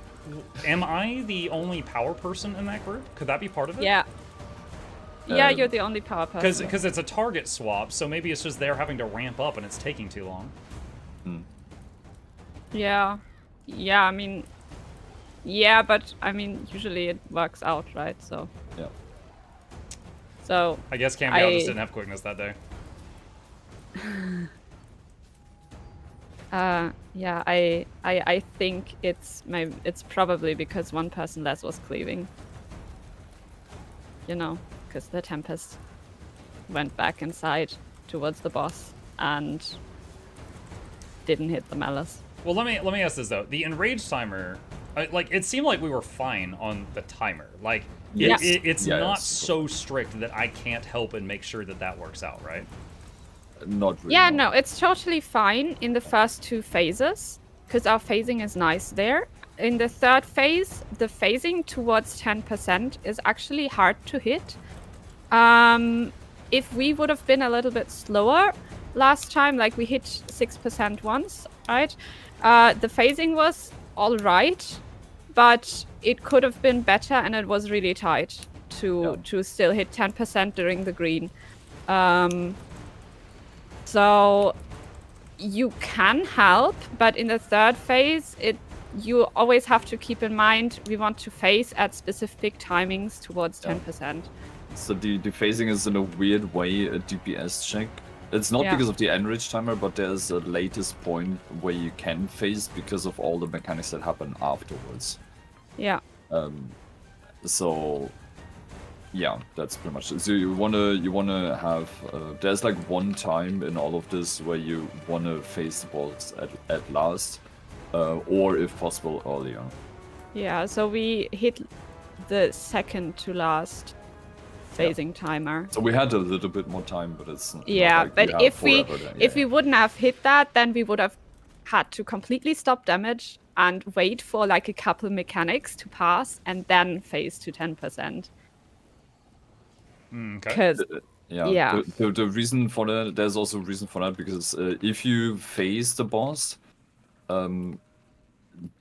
all the mechanics that I have to phrase it correctly. So there's a point where we stand in a green, and when we phase him during that, the green will just despawn. But if you get the timing slightly off, the gluttony starts, or is in a process of start, and it just keeps going. There's like a weird overlap. So and you just want to have a clean transition where nothing is happening. Everything that is spawned will just despawn. You break the break bar, do your burst damage after, and then you move on into the rest. And these additional stacks from like orbs that might appear or whatever, you don't want them on the boss because that will mean harder smashes from the boss. Yeah. Because it will smash you every few seconds, and it will grow stronger and stronger. And you don't want to start with like heavy punches right away. Yeah, sure, makes sense. Yeah. Even though, like, if you phase and the gluttony orbs don't disappear, that's one of the easier ones to correct. But now imagine the despair puddles still spawn. Yeah. And you're in 10%, and additionally to everything that's actually supposed to happen in 10%, you additionally have despair puddles at the beginning, and everyone has to spread. That's just an instant. We just flower anymore, right? Easy. No problem. Yeah, and they don't despawn anymore at all at the end. So then you have just permanent pulsing puddles on the group. That's not Verts can just distortion and run puddles on top of old puddles, so it saves tons of space. Easy. I don't know about that. I mean, distortion doesn't actually protect you from the damage that the the ticking AoE is not emits. disposable. Yeah, that's true. My thing. Okay. So get rid of the verts. Bring more untamed. Yeah. Yeah. I was able to run into old puddles and drop puddles in the middle of old puddles. So NA, for example, they did something very impressive on when this came out, because all the EU groups were playing Condi builds and like, druids and heal scourges and stuff and whatnot, and NA brought soul beasts. and they played triple green, and they just went full on melee power group and killed it. NA first was a bunch of soul beasts. So that was very surprising. It was very different, of course, because it's NA. But I'm not. This may sound weird as a ranger mate. I'm not like fond of playing Soul Beast, but at the same time, I like that story because I love hearing about groups that do something different and pull it off. Yes. Yeah. The video is still on YouTube, right? So if someone wants to see that, that's yeah, that's still up there. Let's check them. Did they also drop the Malices closer? Probably, right? Or did just every Soul Beast bring Entangle? I don't remember all the specifics. Also, there is a Guild Wars 2 streamer, Kiyoshi. It's Kiyoshi, he's an NA streamer. I believe he was in that group even. I'm familiar with him. Yeah. So I'm almost certain he was in there because I've seen him play Soul Beast on Cerus.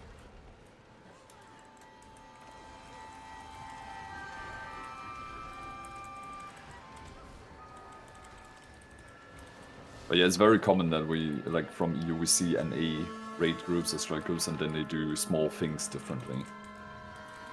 Yeah, I have people ask me Like- fairly frequently, like, you know, is this region better or is this region more populated? I'm like, look, I spend like half my playtime on EU and half on NA. 99% of the time, you can't even tell what region you're on other than ping. Like, it's the same people. But occasionally, I'll go into like a fractal and they'll just do something completely different, and then they're just like, yeah, this is how we always do it. Like, I remember there was a strat I learned in one fractal where it was like, you know, the people would run through like 300 mobs and then stand behind this one pillar to line of sight them so that they would all group up. And I saw that on EU all the time, and I had never seen it on NA, and I was just like, huh.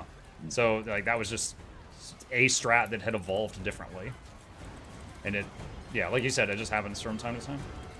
Yeah, also build preferences are interesting. So for Embodiment of Sin that got mentioned, NA got really into Heal Tempest as the third healer, where EU just played a second Heal Chrono or a second Heal Scourge, or my group, we just played a Heal Firebrand, so we did it even more differently. But yeah, like NA was big at the Heal Tempest third healer, and it worked out really well for them. And then I think EU adapted, they stole that afterwards. Stole it. Yeah.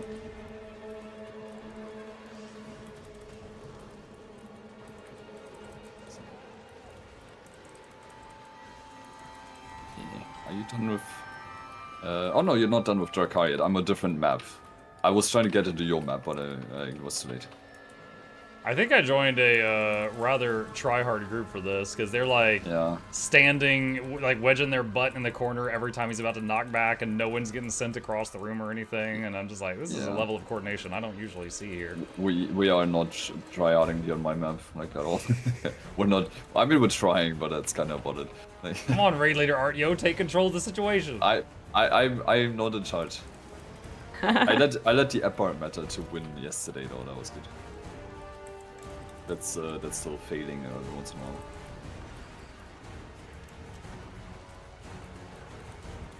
That's, oh yeah, since your chat is listening, right? If you play Empire Meta, bring boons. Don't be a Vindicator or something, right? Don't be a Vindicator. I remember one time I was trying to do Badbark and everyone was Reaper and Vindicator and like all the builds that don't give any boons whatsoever, and I'm like, how is this supposed to go now? Like, You just make a Reaper subgroup, because they give quickness to themselves, right? yeah, just bring like, any boon DPS, be healer, be something with boons, right? And everyone will be happy. I always do that. Right. If there are not enough boot people. No. Usually if I end up leading something like that, I'm just like, alright, if you provide alacrity, drag yourself into a new group. And then I wait like 10 seconds, and I'm like, if you provide quickness, move yourself to one of those alac people, pair up. And then after a few more seconds, I'm like, alright, everyone else fill those groups into it, there's 5 at each one. Yeah. And so some groups have healers, some don't, but you know what? It's good enough.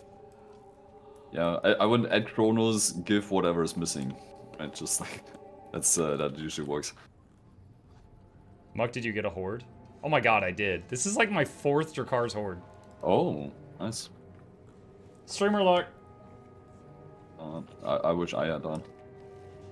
Oh, are you gonna try? So we did Wing 8 normal mode with you, right? Are you gonna try Wing 8 challenge mode just for fun, or just to like see how that goes, or? I don't know. We'll see. If it like okay, this Cerus CM thing with you guys, this is fun.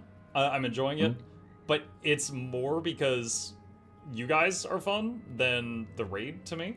Okay, yeah. Doing like okay, I find raids to be enjoyable up until like if you're doing like chronologically, like Wing 1, 2, 3, 4, 5, up until like Deimos, I think they're fun.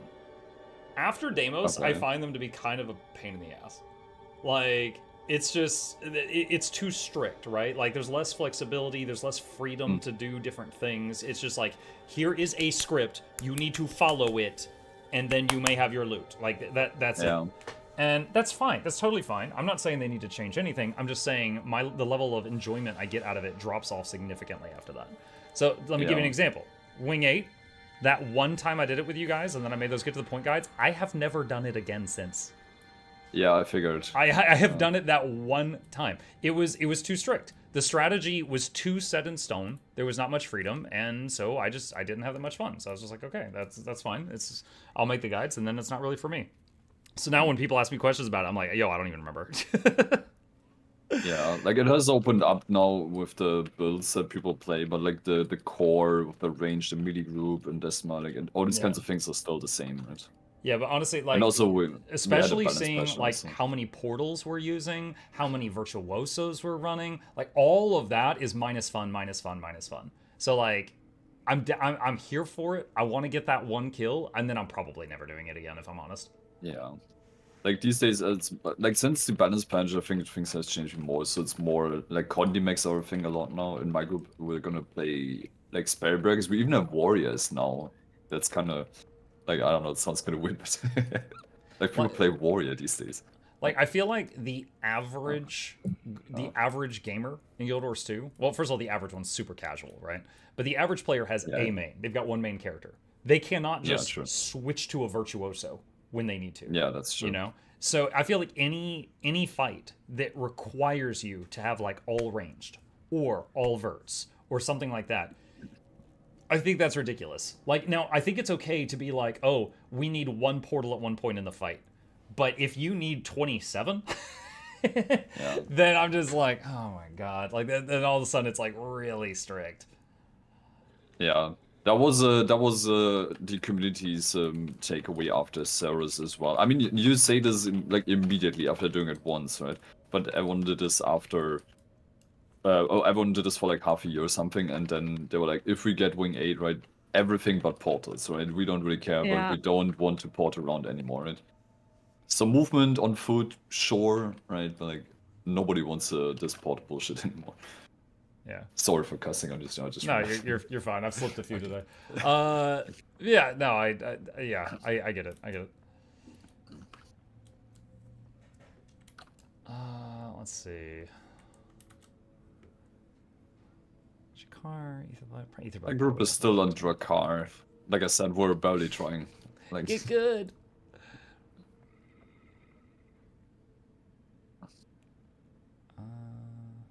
Claw of Jormak. Just trying to find something to beat on while I'm waiting. Oh, it's 40 minutes. Yeah, that's not that long.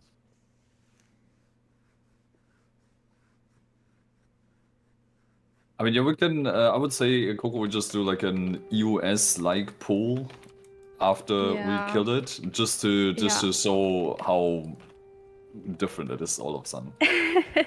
I mean, if the strategy completely changes, then not really. No, It doesn't. You just have to add some difficulty. Yeah. The strategy is actually the same. Yeah.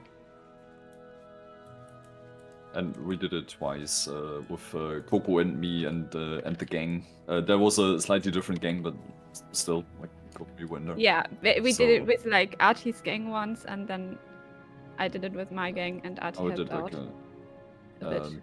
Was it like that? It's been a while, but yeah, sure, probably. And you did it with your gang as well, I think, again.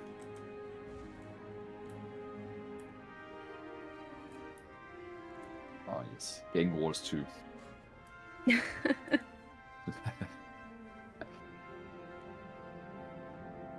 I also really dislike the fact that you have to play virtuoso. And so I like, but for me, it's like just a challenge to figure out how else you could do it. So for me, I kind of suck at virtuoso, so I really wanted to play something else. So I actually just looked at the list of classes and specializations, and I was like, okay, what could I bring that offers either similarly good damage or similarly good boons? And so I decided on Tempest. Hello there. Hello. And I that's the learned game. it. Yeah. So for me, it's like I really don't like those strict things as well. But since I'm a commander, I can be like, okay, I can try out new stuff and it will be probably fine. But most of the the commander and most of the meta is just decided by what's most consistent, sadly. Your comment there reminded me, back in the day I used to lead server first raids in World of Warcraft, and because I was the raid leader, people would usually listen to what I would say, and I was also an achievement junkie, and there'd be weird achievements, like kill this boss without killing the ads, stuff that just made it way more difficult. And I wanted those achievements. So I'd be like, all right, today we're killing the boss without killing the ads. People were like, what? Why? And I'm like, because I wanted the achievement. Let's go. And I just made them do it. And it worked. I got a lot of achievement points. I make sure that my squad knows beforehand what they're getting into when they're like signing up for the static. So. Oh yeah, we're doing Decimal solo here tomorrow, Coco. Just so you know what you're signing up for. Sure, let's go. Yeah. I need a fancy video. I've done some. How about the Noxxi Immortal achievement? So there was, what was it? The Immortal and what was the other? The Undying. Undying was 10-man max with no deaths in the whole raid. I had that one. Immortal was 25-man max with no deaths in the whole raid. The problem was I didn't have 25 gamers. I had 25 raiders, and I had like 15 gamers. So no, we did not ever get the Immortal and Nax because we did not have 25 like locked in players. There would always be one or two people that were just like dum-dums. I think I got that one. I think I got that one back in the day. That was a long time ago though. I played the Cataclysm, but it was more like regular raiding, not world first or server first. I mean, that's impressive if you weren't in like a pushing guild and you got Immortal still. Yeah, I did Ulduar, I remember, and the, what was it, Crusader thingy there, and the then I Argent stopped before. Was after that. Yeah, that thing, that was, I kind of liked that one, and then, but I never did ICC, no time, unfortunately. Yeah, I was leading competitive raids through all of that expansion. I actually led the server first for the normal mode of the Lich King at the end of it. And then in Cataclysm, I led a couple server firsts there. Like, so those two expansions were like my try hardest time.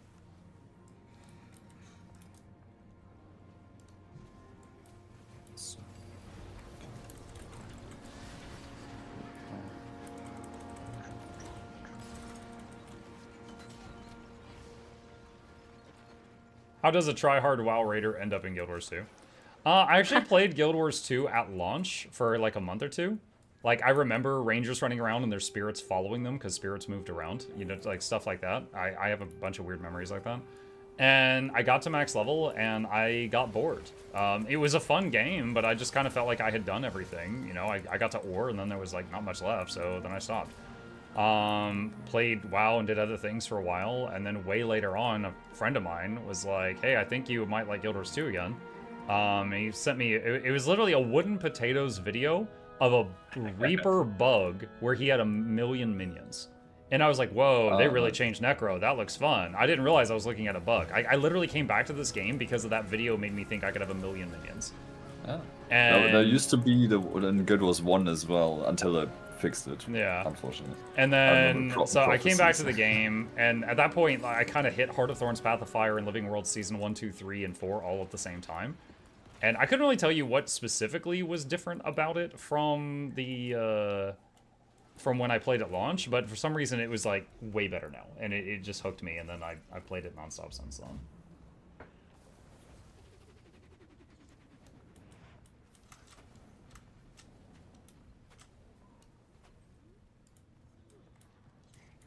But maybe my experience is why I look at things like the 3 greens. I'm just like, that doesn't look hard. And everyone's like, no, wait, you don't understand. Everyone's stupid. I mean, it's not stupidity. Well, So. I mean, that's not what CamGal said. Well, Camgo has not done US yet. Ooh, right. Yeah. Like running around the boss, wall jumping, and triple green at the same time, that was kind of crazy. You mean Yeah, running around the boss yeah. and wall tanking? Like that one poor group on hard, Yeah. face tanking the slow end, then That was a inevitably huge the girl quick group, that one. was fine, that was fine. Poor people.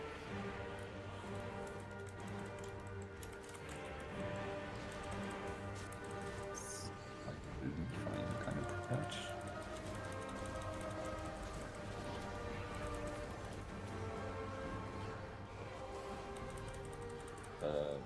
When we reach LCM and US, yeah, we're not doing carry runs. Still not.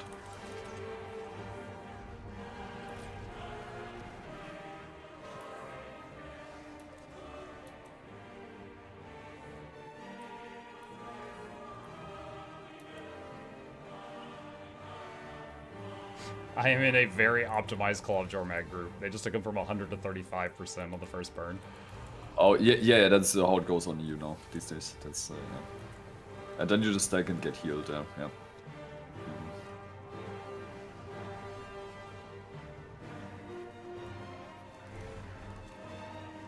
Coco, I don't know if you were here earlier when I was saying it. Someone was asking me who all was in the raid, and I'm like, look, I know this is going to sound terrible, but there was like 7 people there that were purple, 6 of them were virtuosos. They were the same build doing the same thing at the same time. It was like a whole bunch of people wearing the same uniform.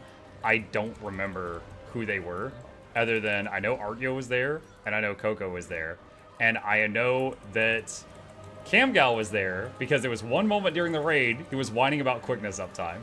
And I remember I checked to see if he was in my subgroup because I was like, oh no, I'm failing them. I'm not doing my only job. Oh wait, he's not in my group. It's not my fault. Yeah. Yeah. Everything just purple class.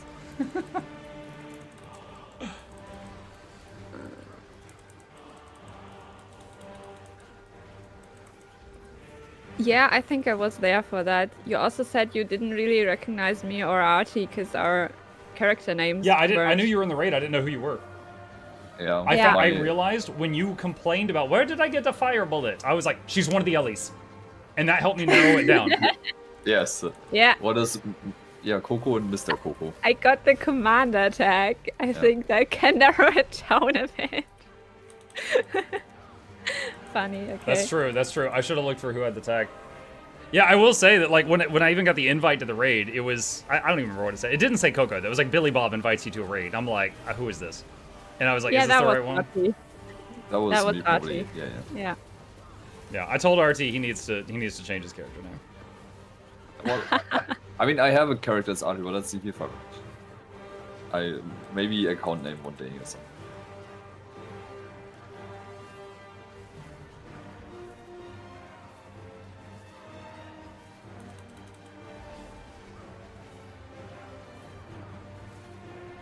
Can't melee the stupid dragons. I'm just throwing spears.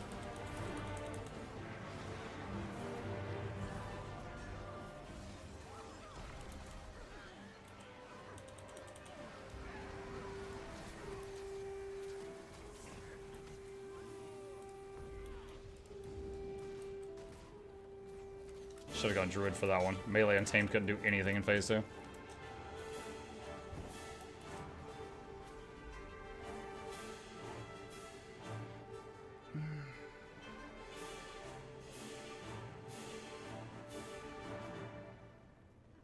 How did your Herald not give you enough quickness? I don't think we had Heralds last time.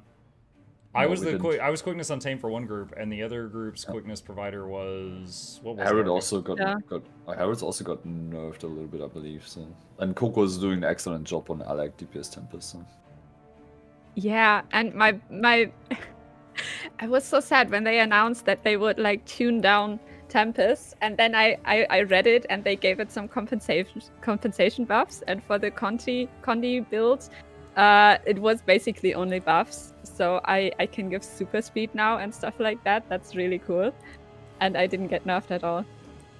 That Is it was very super speed high. on a cooldown, or is it like permanent uptime like a scrapper? No, on a cooldown. It's Gotcha. just in air. The 4 gives super speed. It also doesn't give much super speed, but So it's a little bit. It's like Fear Maraf probably on Guardian. It's a little boost. Yeah. Yeah. I can as ranger with. Or Eye of the Storm. What?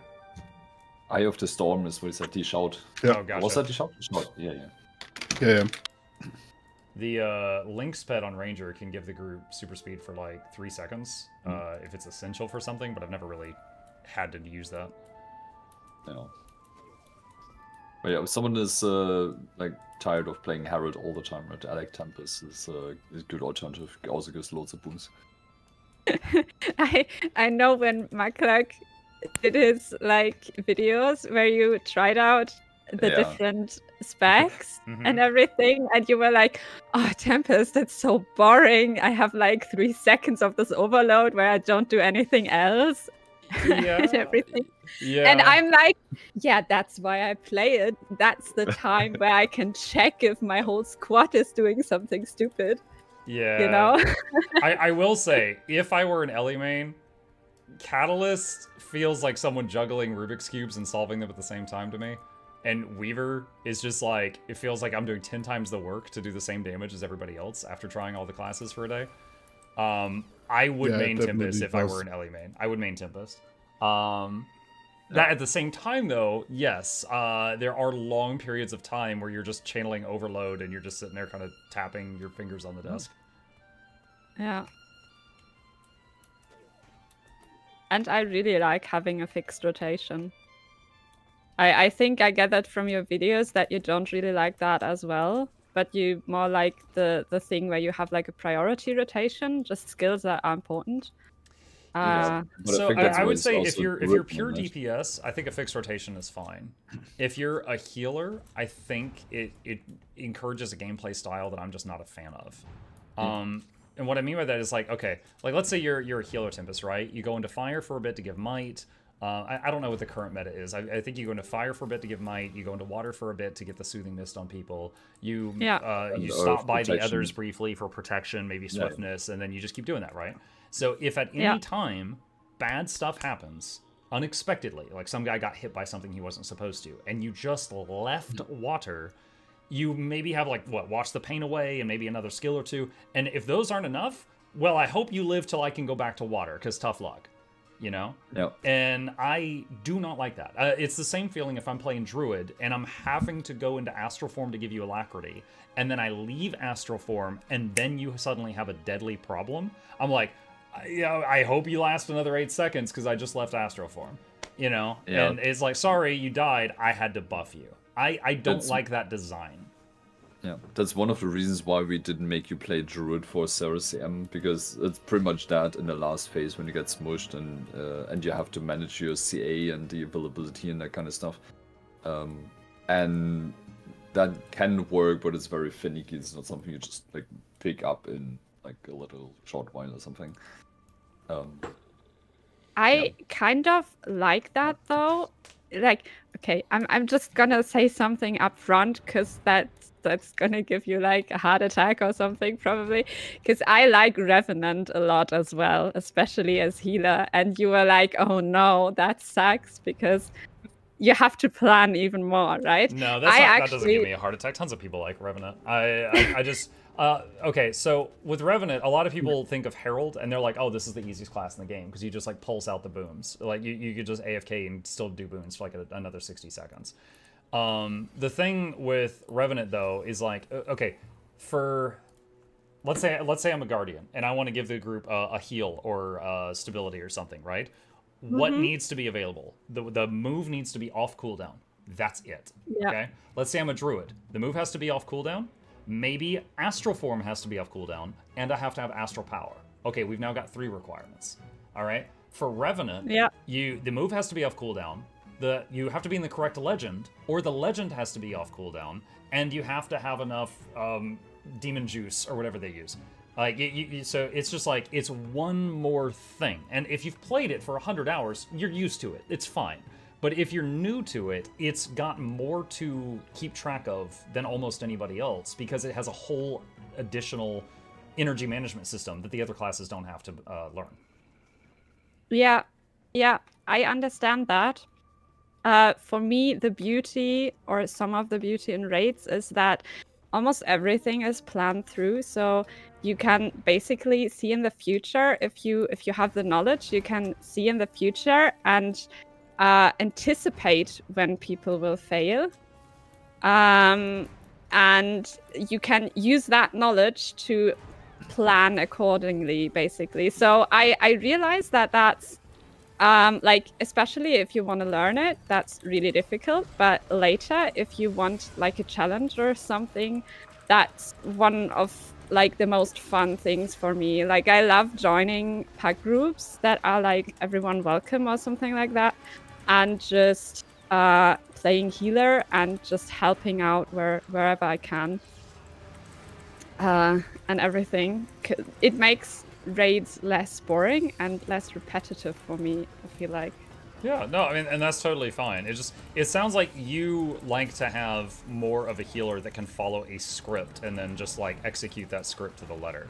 Whereas I like playing a healer that's more reactive, and then when something unexpected happens, I have a button available to deal with that thing if I did not waste that button.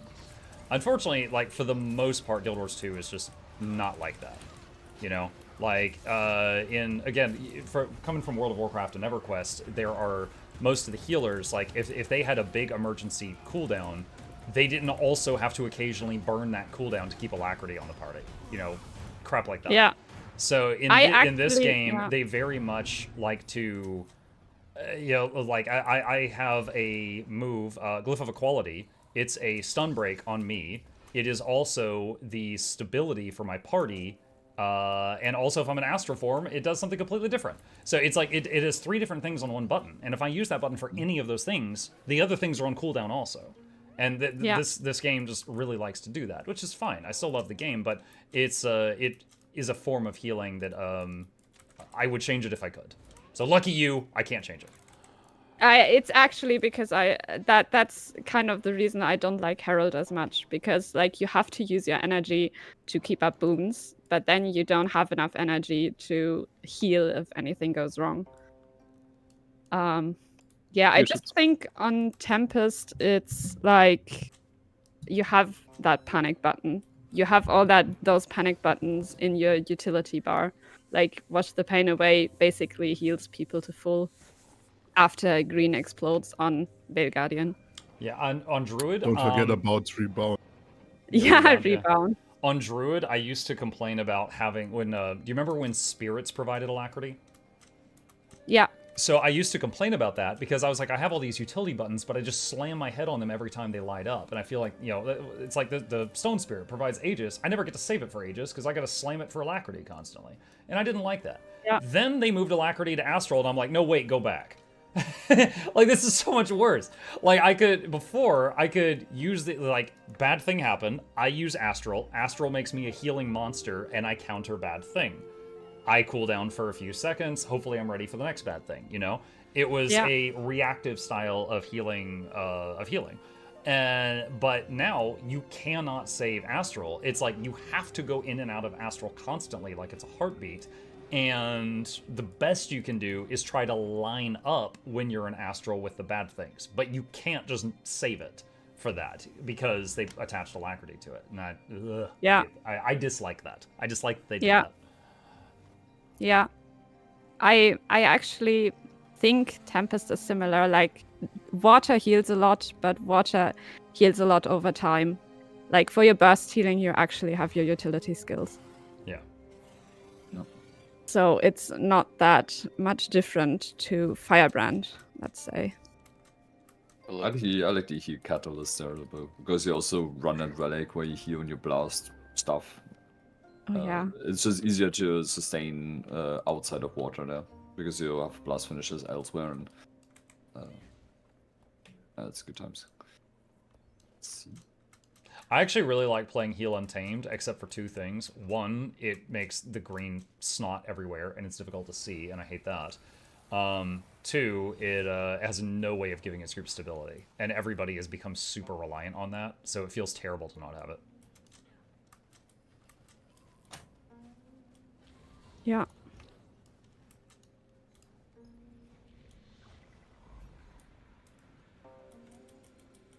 We're only missing one more person. Good, because I'm about to break the ankles of this big char, and I need a minute. Oh, nice. Oh yeah, I will get coffee real quick then.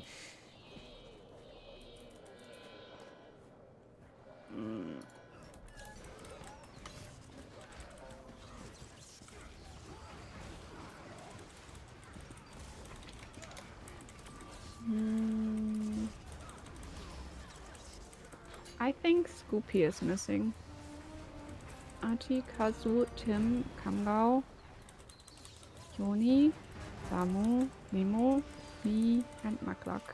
Yeah.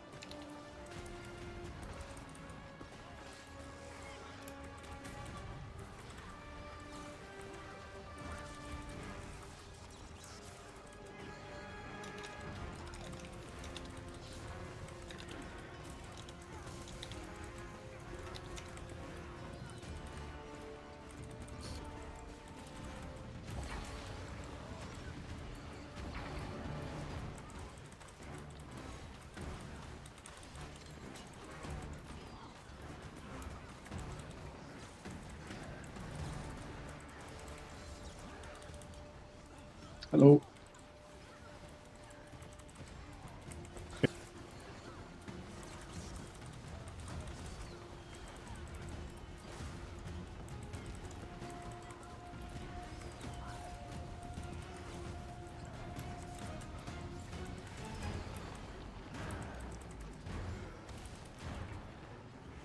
Nani says, out of curiosity, what made you first want to start learning Cerus CM? I remember you saying a while back that you don't like doing fights that require too much coordination. Coco wouldn't stop spamming me. No, I'm just kidding, Coco.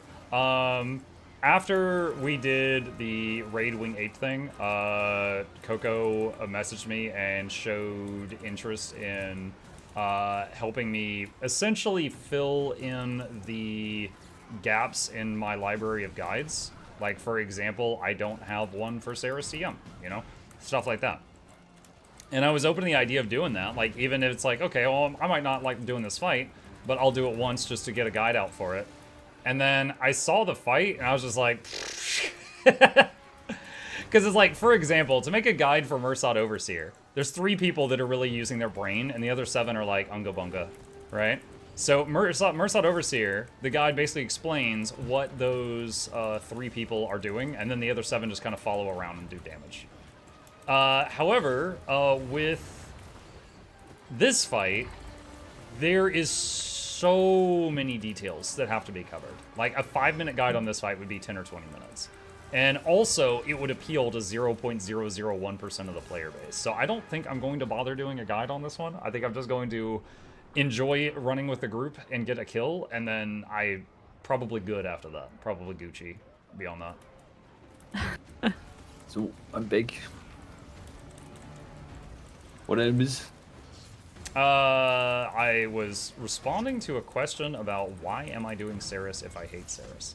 And I was saying hate is a strong word, but it is true that it's a style of content I don't normally do. Yeah, but you have enough curiosity to do this once. Yeah, I would think, without having heard the actual answer, but I guess that's kind of what it is. I mean, everyone should try this stuff. I would recommend, right? Like even for Wing 8 in normal modes, we had a bunch of groups on EU that tried Greer and Decima, quite unsuccessful, and then they just stopped and decided this is not the type of fight they want to do. But they tried it, right? They went for it. Yeah.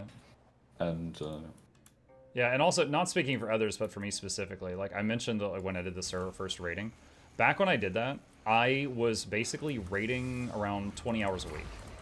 I would raid like 4 to 5 hours a day, 4 days a week. And at the time, that was really fun for me. Like, I really enjoyed that. But that was just something I did for years, and it was fun. It was a cherished memory. It's not something I wish to get back into, you know? So, like, I've had periods of time in my life where I spent years doing really, really try-hard content, where it's like, okay, for the next 16 hours, we're gonna, you know, work on this boss, and then if we can't kill it by server reset, we'll just turn the difficulty down and kill it on normal mode, and then we'll try again next week. We just keep doing that till we got a kill. And that was a blast at the time. I'm not interested in getting back into that grind. Yeah. I totally get that. And we're 10 people. nice. It's fun for a while, but it doesn't have to last forever. Yeah, sure. And I mean, So Guild Wars 2 is a little bit just- different too, because Guild Wars 2 has a whole lot less content raid-wise than WoW, you know? Like, we got 8 raids. WoW has like 8 raids per expansion.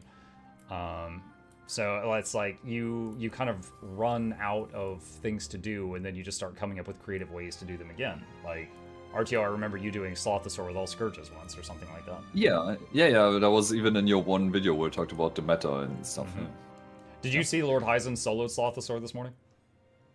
Yes, he linked me the video right away. Of course he did. He runs to all the Yes. streamers. Look at my video. Yeah. I even got his... wait, is this already live? Because he sent me a teaser a little while about a... Yeah, it's live. I made sure that it had a few thousand No, views no, before no, I it's a started talking different boss. Is that also live? Let me check. Oh, oh yeah, that was the Demos one. When he soloed Demos, he gave me a teaser, only the name of the boss, and the health bar, but no information about the build or anything else. Oh so wow, you can solo. So demos? I'm getting like sneak peeks from Lord Hyzen every once in a while about the next project and stuff, and I'm like super clueless like everyone else, and I'm not allowed to say anything. And Yeah, the Deimos one, Wow. I was surprised by that one too, Coco. Apparently, if you're the only person in the arena, he doesn't ever send you down to like the underworld. And so Okay. because of that, when you go to the underworld at 10%, every single thing that was spawned throughout the entire fight was all there at the same time. So 10% to like from 100% to 10% will actually look really easy in the video, but from 10% to 0 was like just a panicked siesta. Okay, because like Helium and me, we did like a full healer demos run, and that didn't work out because PCs started crashing because of the number of hands. oh, nice. Yeah, like we literally couldn't kill because PCs couldn't handle the number of hands they had to render or process. Let me see. The one thing I can tell you, because someone says LCM is not gonna happen, but he thinks that Greer, like he hasn't done it yet, but he thinks that Greer in Wing 8 is soloable. It only takes like 3 hours or something. Hang on, I'm looking for... Here, Coco, if you're interested, I just sent you the video and you can skim it. But also, he didn't even bother trying to move the hands away or anything. So the boss has 99 buffs. Ah, okay. But if you skim to the end, you can see the absolute chaos going on because every version of Saul is alive at the same time.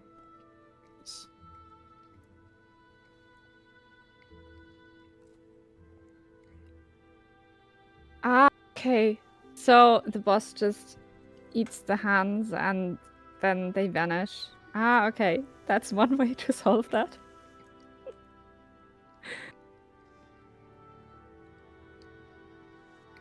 That's a long 10% phase. Mm-hmm. Look at that 55,000 hit point Scourge. Disgusting. Well, he really needed to do that because the tears would have ripped him apart. Yeah, Yeah. it's like almost 20 tears probably. Imagine getting knocked off the platform here. Have you seen when he soloed Harvest Temple and the little like the mind control thing expanded all the way to the edge, so he had like a spaghetti width going around the border? The most insane thing about this is that he played Mirage with all these blinks. That was like the most insane thing about this. So he had to teleport on this tiny edge all the time. Yeah, I had one time where I was in like a newbie Harvest Temple group, and the thing grew all the way to the edge there, and me and one other guy finished the boss from like 3% to 0, and we were like doing that whole walk a tightrope thing for like a couple of minutes, and then I watched Heisen's videos, and I'm just like, he did this for like hours. This is ridiculous. Yeah. I was like, man, Also, I thought I was hot stuff pulling it off for 3 minutes. I think we are all here now. Okay. In that case, I'm going to run to the restroom. I am in the Wizard's Tower. I'll be right back, and then I'll be ready to go. Yeah. Nice.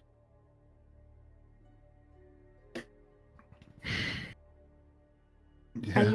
Are you still in the room with the golem, Yoni? I'm coming. I'm not happy. I can hear that. Does the golem speak to you? I think I can trust Mark that he will remember most of this stuff, so we don't have to do like an insane recap of all the phases almost, I want to say. I would just go in and Just see how far we can get. Yeah. And then I will explain what's missing again. I would go like that. Yeah, and then the last phase, of course, I don't know. The Yeah. golem speaks small numbers to me, by the way. Samu. Oh, tell him to shut up. Yeah.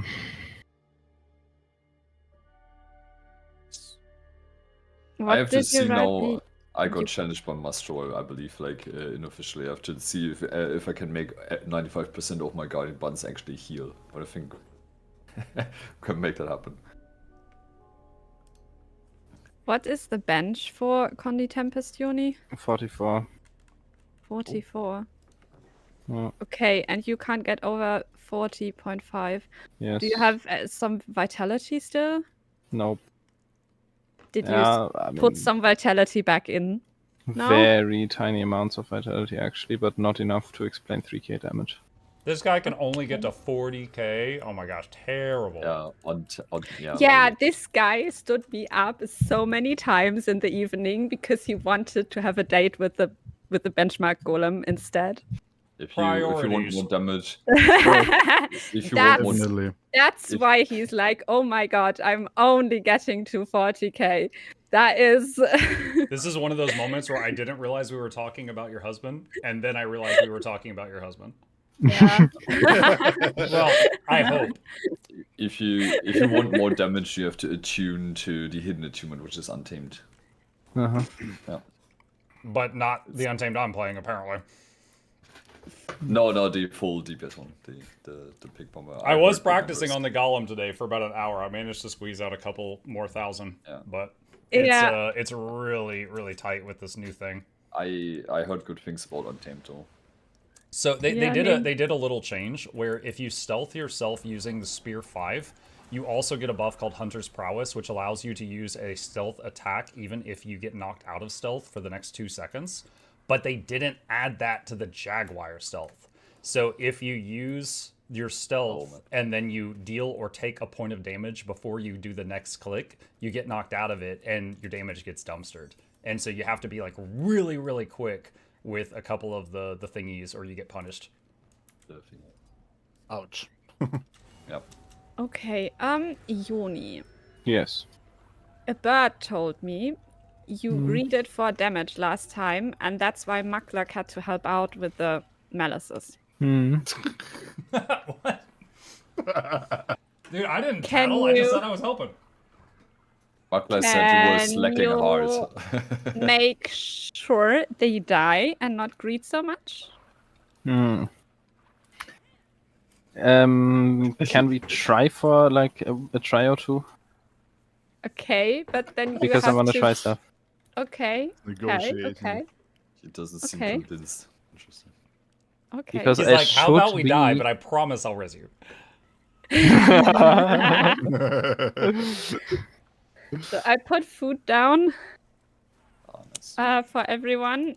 If healers need food, please tell me. Then I will place No, you I guys got food down. 9.5 hours left. Good to remember this now. Jesus. You guys with your utility and food primers. Okay. I think as consistent raiders, you guys might get a chuckle out of this. I used primers today for the first time in over a year. Nice. Nice. I don't by the have way, if you- I primers. think I have not used them in like over a year. If Yeah. you really want to try hard on this fight, there is a story mission in End of Dragons that gives the virtuosos their food with damage reduction and the Cilantro. and the 10% Lifesteal damage Lifesteal. the lifesteal and the damage percent 10% Yeah. damage reduction.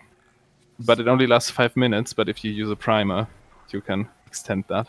Yeah. Ain't That- worth for the untamed though. It doesn't work, no. It's Yeah. the bonus to all stats food that is used by It's a virtuosos here. food, yeah. That used to be mandatory when I did LCM. True. Boah, I remember that time. Okay, we're just gonna go in. And see how far we get, how well it goes, and then we can address whatever went wrong. Okay. Oh Done. shit, I don't have bullets. That's okay. Sucks for you. I like how he said it to a melody. And walking Nemo, now. you're giving quickness, right? Yeah, that looks like yes. Okay, so we have a green afterwards. We got the Scourge Portal. Melis takes Scourge Portal. Everyone that doesn't need to take Scourge Portal steps back a bit. I am Melis.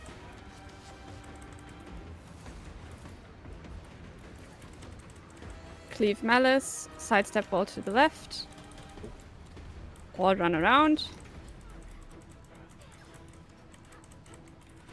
Sidestep wall to the right.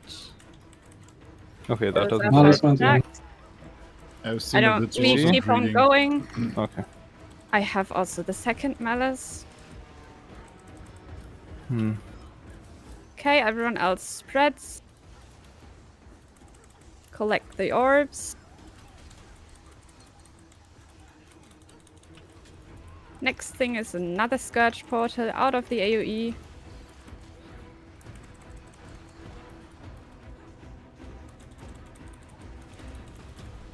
Okay. Leave the Malice by walking behind it. I get all of the mechanics today. Nice. Oh, that We're at roll spawned right on me. 82%. And spread a little, but not to the left. And Sissy.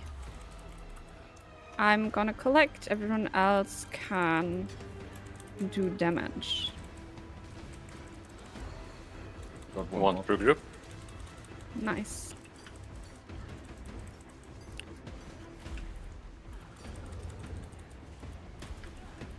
Just make a donut and dodge inside or walk or anything. Towards arrow.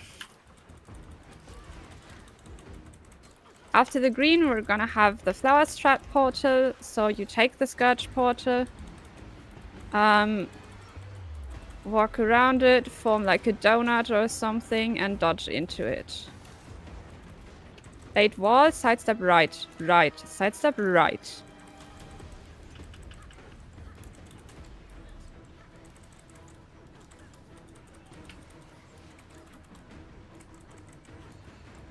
Okay, there's gonna be Melis. You're gonna have a CS portal for that one. Everyone else collects.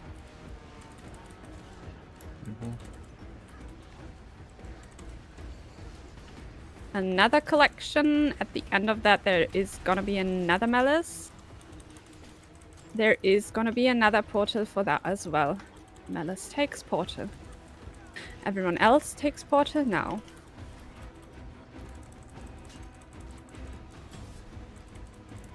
Okay, people that may not greed, please cleave the Malice. Everyone else can greed.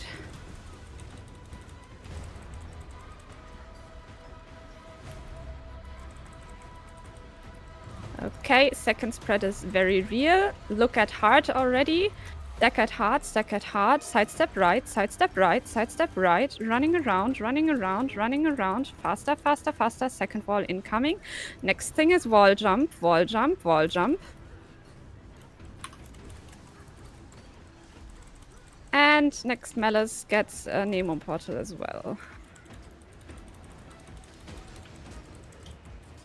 Everyone else does damage. We're gonna have green and collection at the same time. It's a triangle. Just make sure there are enough people in the green, please. Otherwise, we just wipe.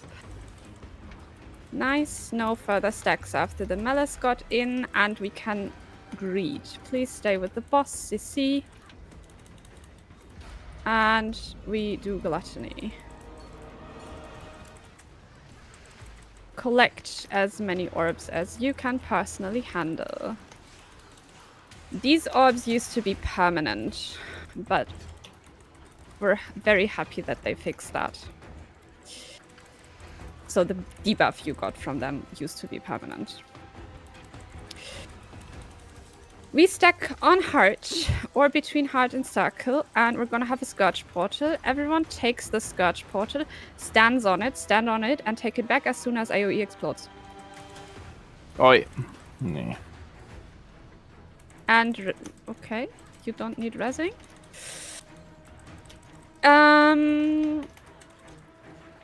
Double collection. At the end of that, there is gonna be a portal for everyone out. So collect 6 orbs. Yeah, and then at the end, we got a portal. Malices take portal first. Everyone else takes it as soon as AoE appears. Incoming big puddles. Yeah, we form a line, Mukluk and me in front, and we dodge to the right side. Dodging right side. Going to square. Going right of square. Dodging forward. Dodging forward.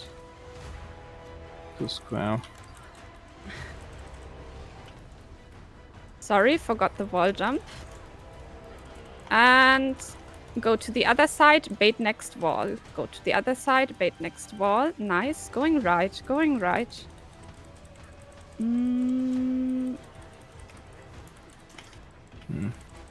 After this, there is gonna be bad collection. So the one that's really difficult to do, please take the portal in time to take it back immediately after AoE explodes. Okay, portal not safe. Okay, take the last orb. Nice, perfectly done. Orient yourself towards north. Incoming Scourge portal. Please take the Scourge portal. Take it back and then collect. Collect. As soon as it's collected, take the other portal. Take it, take it, take it, take it, take it, take it, take it, take it, take it. And spread to the left and right. Dodging forward this time. Dodging forward. Go into range and cleave the Malices. That cloud going towards us was hilarious. Next Which dodge way? is left. Next dodge is left, left, left. I messed it up. That's on me. Okay, yeah, run yeah. around, run around, run around. Next wall incoming, and then we GG. Next, get to safe space. Everyone, nice. Everyone is in safe space and GG. I got this again. I think I pressed all the buttons that don't have numbers. Jesus Christ. Oh man. I start the end there when I died was the moment where we were dodging left, and you totally told me in time, and I hit the button and I started to see the animation, and then it just said you died. So I don't know if I was just like, I needed to allow an extra like quarter of a second because of my latency to EU or what, but you did call it in time. That was on me. Use your heal skill on this one. I could have on that one. Yeah, it was available. I had dodged the first one, and so I was just like, oh, I'll just dodge the second one. But yeah, the heal. The first heal one skill is super would have saved safe because we spread. Yeah, because Yeah, everyone goes left and right far. Yeah. We spread so that people don't actually have to use their safety skills. Because if we then form the line, then people have to stand tighter, so you're gonna get the damage from more puddles. Roger that. So it's safer to keep it for the second time. Unless you're like low or something. Yeah, I made numerous mistakes on that, but rusty since hadn't done this since Tuesday, so That is I'll get back totally into it. fine. I would just explain what is gonna come right afterwards. So we were gonna do the dodge to the left, and we were gonna take the Scourge Portal, and we would have to run around really quickly again, because there's gonna be double wall again. So we would run around, and then we would do the same thing we did earlier, after we like stood on heart. So we would run around, and we would get to the safe spot, where we would be safe from the slow wall, and we would wait there to jump the fast wall again. So we do that. That wall comes around back again, and we get to the safe space. Directly afterwards, there is a collection. It is sometimes hard to see on that collection where the orbs are, because you have to like look through the wall, and the wall is just like very dominant visually. So be careful that there are not any close orbs from behind the boss. We have to collect them. And then there's going to be a green, a portal. We're going to take that as always. That's not that interesting. But once we take the portal back inside, like towards the boss, there is going to be another puddle drop. And for that one, we're going to build half a circle. And we really want to spread very far so that each and every person is only standing in their own puddle. The reason we do this is because that is right before 10%, and we're gonna need distortion, or like the virtuosos are gonna need distortion, and the reset signet for distortion for the 10% phase. So that's why we're gonna build half a circle. Also, it's not that important anymore because the puddles are gonna vanish right afterwards once we phase. Just so you know that. When I call out, we build like big half circle, I really mean big half circle. If you have a malice at that point, there is gonna be another portal. Probably. But I also hope maybe we have enough damage to actually phase before that. I'm not sure though. We'll see. That's the difficult part about that. You never know how much damage you're gonna have. And then we're in 10%. But let's get there first. Let's get the phasing correctly, and then we can talk about 10%.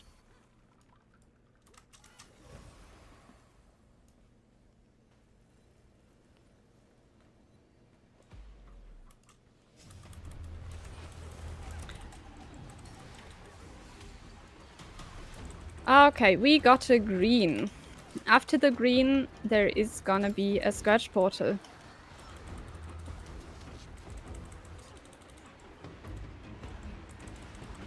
Malice and ranged people take it, everyone else just backpedals.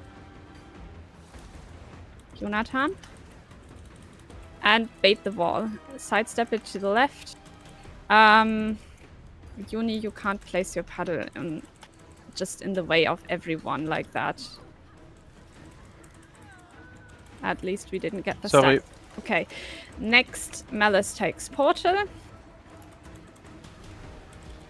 I actually Or two. thought I was way further left than I was. Spread and then collect.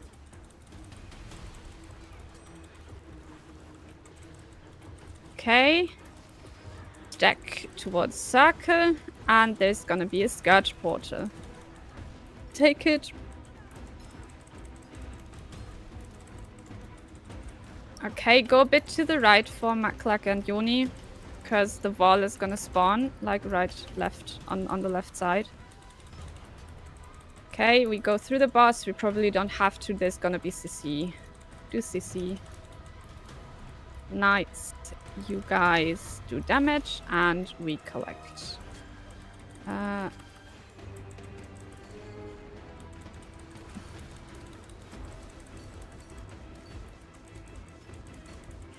Oh, did we?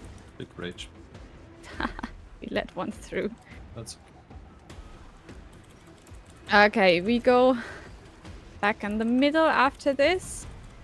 There's a wall. Please kill the boss before the wall. oh yeah. Yeah, fuck? fast wall doesn't despawn. I forgot. It's a feature. Yeah, definitely. Scourge portal incoming. Take the Scourge portal, form a pastry around it like a donut, and then take it back. Sidestep right. Sorry, I said that too late.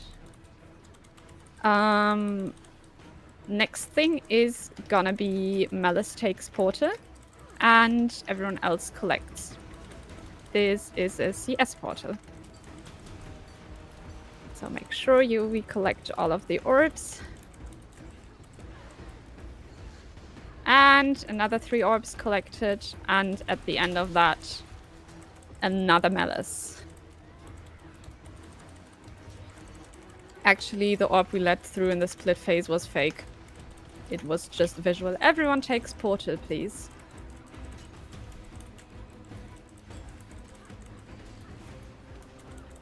And stand together for green. He will walk back for us. Afterwards, we're gonna spread. Spread. Second spread is really important. Make sure you're not at the boss. Go to hard. Go to hard. Sidestep right, right, right. Run around quickly, run around quickly, run around quickly. Get to safe space. Jump wall incoming, wall jump incoming. Nice.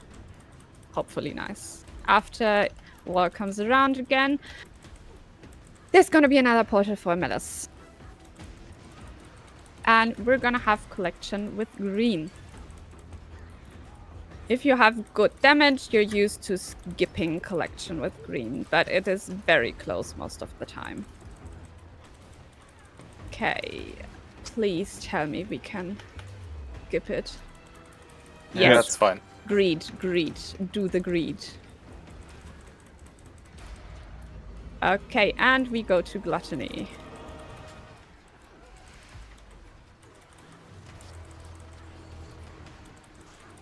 Collect as many orbs as you can personally handle. And then we're about to go to phase 3. Stand in between heart and circle or on heart. After the green, there is gonna be a Scourge portal. Take it, wait on it till AoE explodes, then take it back.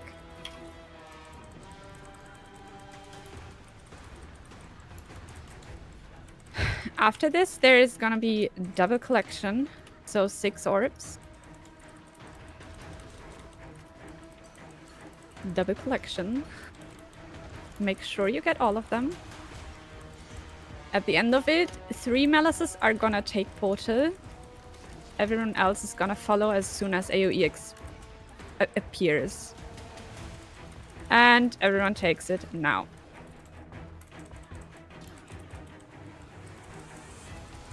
Form a line, distortion, and dodge incoming to the right side. Dodging right, going square.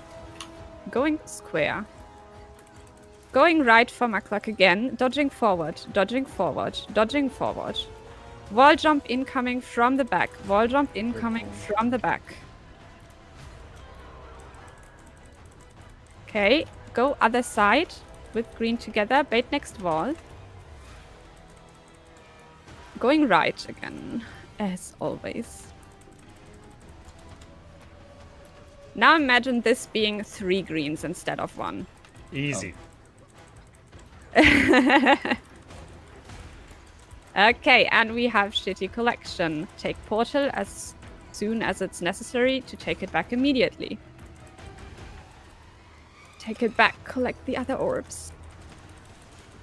Okay. And walk towards north. There is a Scourge Portal. Take it. Take it back inside. Collect the orbs. As soon as they're collected, take the portal in the middle. Take the portal, take the portal, take the portal, take the portal, take the portal. First spawn Malices, and then fan out. We're gonna have to cleave that one Malice. It's to the right. I'm gonna place a Fire Overlord on it. Next dodge is to the left. Next dodge is to the left. Form a line. Mukluk and me can go to the front, to the left, and take portal. Oh. I just spawned in the wall. Okay, run around quickly, run around quickly, run around quickly, run around quickly. And wall jump. After wall comes around again, stand on arrow, there's collection. Collection now.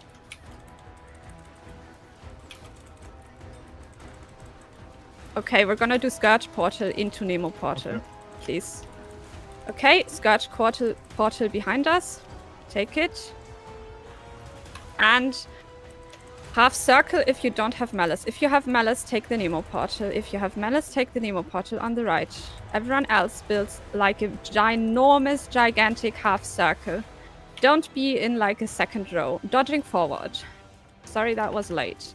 Stand together. Green incoming. We're gonna do the late phase timing. And collect. Collect, collect. There's gonna be a wall. Sidestep it to the right. Sidestep it to the right. Or dodge through the hitbox. I don't care. Wait. Oh. Okay. Run around. Okay. Stack on arrow. And Scourge Portal now. Take Scourge Portal. Dodging right. Dodging right. Run around. Run around. Run around. Don't get hit by the puddles. Go to the boss. Go to the boss. Go to the boss. Go to the boss. Back pedal. Back pedal. Back pedal. Back pedal. Back pedal. Go back inside. Collect. There is gonna be another portal inside the boss. Everyone takes portal now. Everyone takes portal now. Everyone takes portal. Another dodge to the right. Another dodge to the right. Oh, jeez. Hey, we resing? Nah. I got him! You can't stop me! Okay. Behind Malices. Behind Malices. We have to cleave them. But Malices are gonna go in. Yeah, this is gonna hurt now. Yeah, and he has barrier. Ouch. Yeah, groups and jeez. What's still in it? I got a beam, I don't know what to do. Walk away a little, Yeah, but no, it's this basically is over. yeah, this is over. Yeah. GG. I believe! Was really good though. Was the second drop too close to the with the wall? Because we basically yeah, dodged into the wall. Yeah. Yeah, it was very, very close. Yeah, you can move X a Yeah. little bit to the left just for safety reasons. Nobody dodged early, so like the dodging was all good. I think But Nemo we just still, placed the portal too late. Or that maybe. I yeah, think but, that's just it. yeah, like all the dodges were great, but we ended up almost in the wall, which is very dangerous. Okay, so we were really far off phasing during green. Interesting. We can just take the second phasing this time. With Yeah. damage stop. Yeah, I have to call the damage stop sooner then.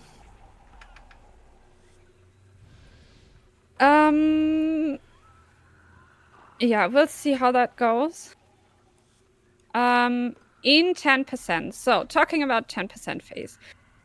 Additionally to the 6 mechanics that we've encountered so far, in the 10% phase, Cerus is gonna do a crush every 4 seconds. So this crush is doing hilarious amounts of damage. So if you're not full health and are something like a virtuoso and don't have any extra health, then you will die. So we need the healers basically to keep us full life before every crush. The general thing we're gonna do is, in this phase, we CC, we have 1-2 crushes. Directly after, we're gonna take a portal. We're gonna place the puddles there. If you're not sure if whether you have your invulnerability or whether you dodge right, then at the right timing, then you can come to the back with us and the healers. If you are pretty sure you get the timing right, you can stand on the portal and you dodge to the right side. Then we walk behind the edge with the wall and basically follow the fast wall to the boss. This is so we don't have to jump any wall, because getting boons corrupted in that phase would be really bad. Like, the crush will kill most of the DPS people if they don't have protection. We go immediately to the boss. We backpedal for the AoE. We go to the boss. We collect. We take another portal. We do the same thing again. If you're unsure, if you're safe, you go to the back. You can also go to the front a little. You dodge right. You wait for the wall to appear. You follow the wall around the edge. This time we go behind the malices. I'm going to call that out as well. I just want to add real quick. A bag for Mukluk means more closer towards the edge of the arena. Yeah, bag is more further away from the boss in the middle. We always go in cyclic coordinates. And then usually we would kill before the next mechanic appears. Important to know during this is that spawning a malicious shadow actually hurts you. And you can stop this from hurting you. So you can stop this from dealing damage by blocking, like if you're virtuoso, you have Sword 4, for example, or having Aegis or something like that. That actually helps a lot. Because then the healers don't have to heal as much right afterwards. Because right afterwards, there's going to be a crush. Yeah, but you're not a virtuoso. I actually don't know how many blocks you have or whether you have blocks or something like that. But I know you have a lot of vitality, so... If you're talking to me with that statement, I don't have any blocks at all in my build, but I do have like 21k health, so I think I'm fine. Yeah, that should be fine. Yeah, but it's good to know you could block it. Yes. Yeah, I'm gonna call out when we take the portal.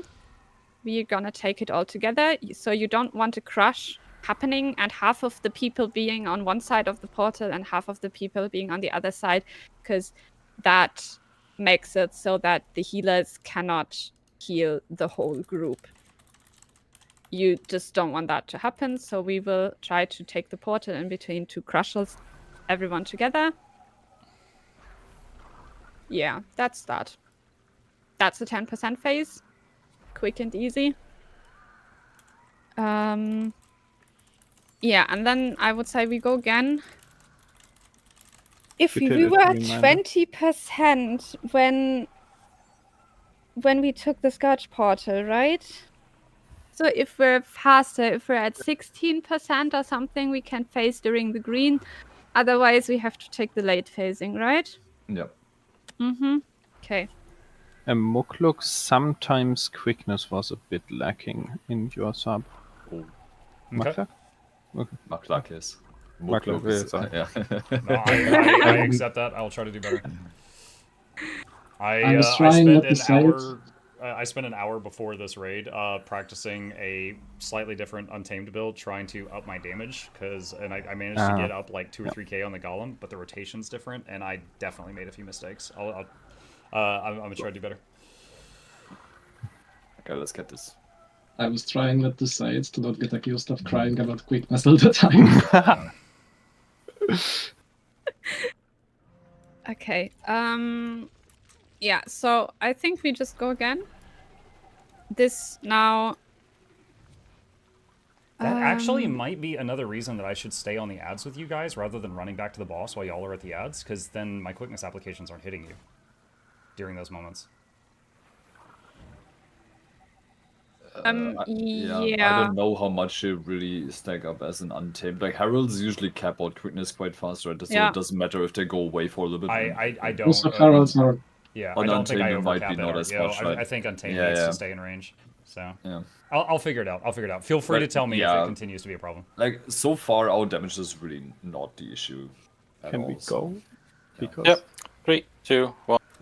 thank you. Yeah, Tim, you can tell me if I forgot to say something. My Alright. petting zoo was dying. Yeah, mine too. Yeah, Tim whispered me about Okay. something. You can tell me if I forgot, because I'm sure I might forget. Okay, we're gonna have green. And then backpedal unless you're ranged or have malice. Further left or further right, Uni? right. Okay. Bait wall, bait wall. Sidestep to the left.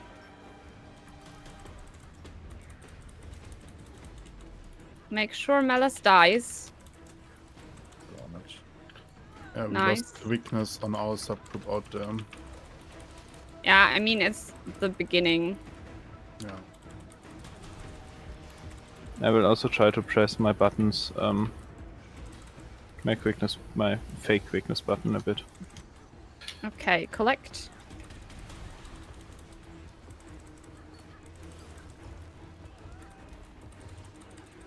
I mean, yeah. Herald doesn't overcap that quickly as well. Take the portal. Quickness and a leg may take it back. Make sure you're taking a small step to the right to not get hit by the wall. Go through the boss, but we might not even need it, and then prepare CC. And you guys do damage, and we collect. So during this phase, there are 3 orbs spawning for the ad, and we have to collect them. So you just make 3 people collect it, basically. And it's always 1 boon DPS and 2 healers. Really? Jesus. That one stack was me. I saw. It's fine. Scourge portal incoming. This is the one where we form a pastry and then dodge back inside to evade puddles and AoE. Nice. Sidestepping right. Sidestepping right. Running around. Incoming a CS portal afterwards for Malice.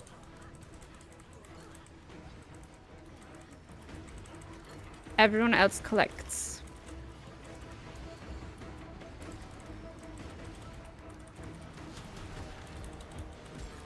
And second collection, at the end of that, there's going to be another portal. First for Malice, then for everyone.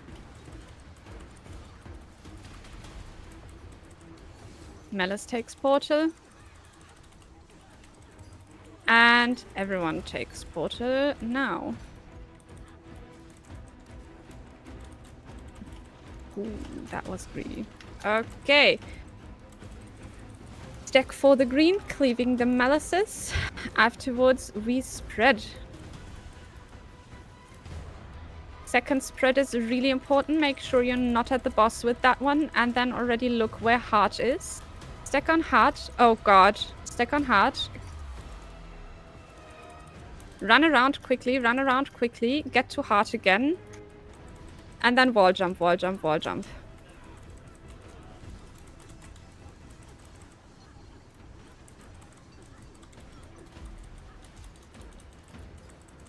Okay.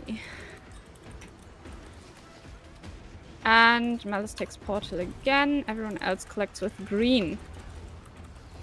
Enough people in the green, please. Okay. We can probably make it. Yes, we make it. Right, yes. And gluttony. Collect as much as you can personally handle. Oh, So nice theoretically, deletion. we wouldn't have to collect those orbs because we kill gluttony afterwards, so the stacks actually don't get transferred to the boss. But people like to do it because otherwise you're spending a lot of time in this split phase. Stand between heart and circle. Incoming Scourge portal. You take it, stand on it, and wait so you can take it back. And nice. Running around and then double collection.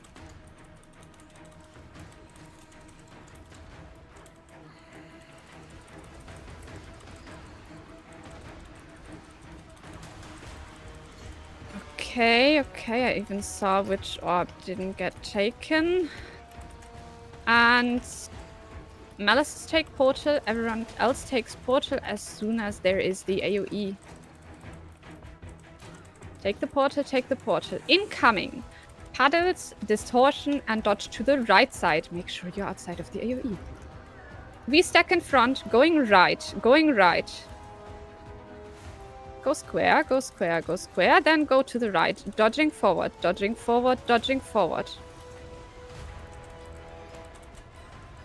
Oh god. Someone gave the Green. Yeah, I don't think we can do this with our damage right now. Please, G. I also had it was 2 error in the middle of this. Which is amazing. Perfect. Quickness was much better, by the way. Really appreciate it. Good to know. Thank you. Yeah, so I don't even know what to say. Just dodge at the right time. Loot just kill. She's like, no changes needed, just do better. I will just ignore the goes to error, just not restart. That's fine. It's the one you can ignore. Yeah, I don't think let's this needs big explanation. We can just go again. I'm just waiting like 5 seconds for my glyphs to come off cooldown. Yeah. I wish I could do a ready check and not immediately ready up, you know. But as a commander, you can't do that. So I have to actually be ready when I start a ready check. And I can't just be like, oh, 5 more seconds. Okay, and we start anew. We start with the green as always. Afterwards, DPS and Malice go through the portal. Everyone else may greed, but backpedal and... Okay, sorry, I had to stop talking because I had Malice. Go to the left, go to the right. And please cleave Malice, make sure it dies. Nice. Next, Malice takes portal. Everyone else can prepare to spread. And spread.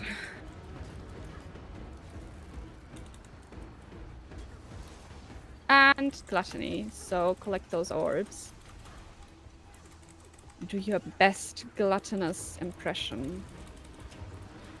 Incoming Scourge portal. Take it. And Wound DPS may take it back. Make a sidestep to the right, please. So you're not in the line of the wall. And we're at 81%. Really good damage.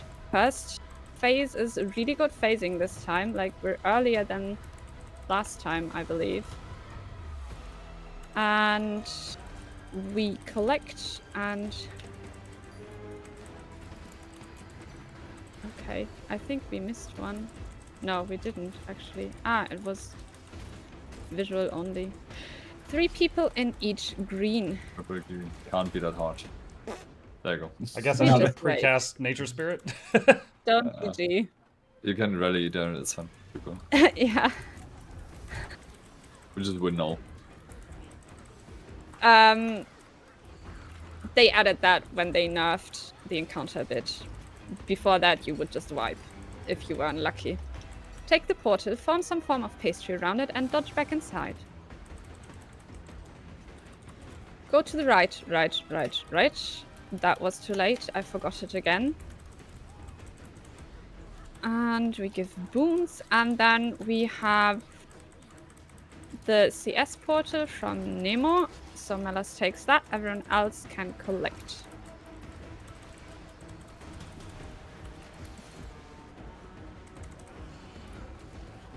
Another collection. That did not work.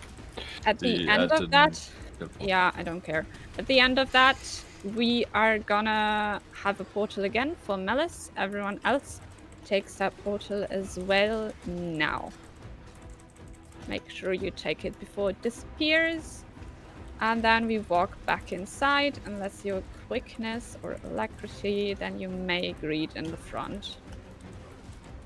Stack in the green. Afterwards, we spread. Second spread is more important. Really make sure that you're not next to the boss and go to heart. Stack on heart. Sidestepping right side, running around quickly as fast as you can. Get to safe space, get to safe space. Yes, and wall jump incoming, wall jump incoming, wall jump incoming. Run around a bit further. Incoming portal for Melas again.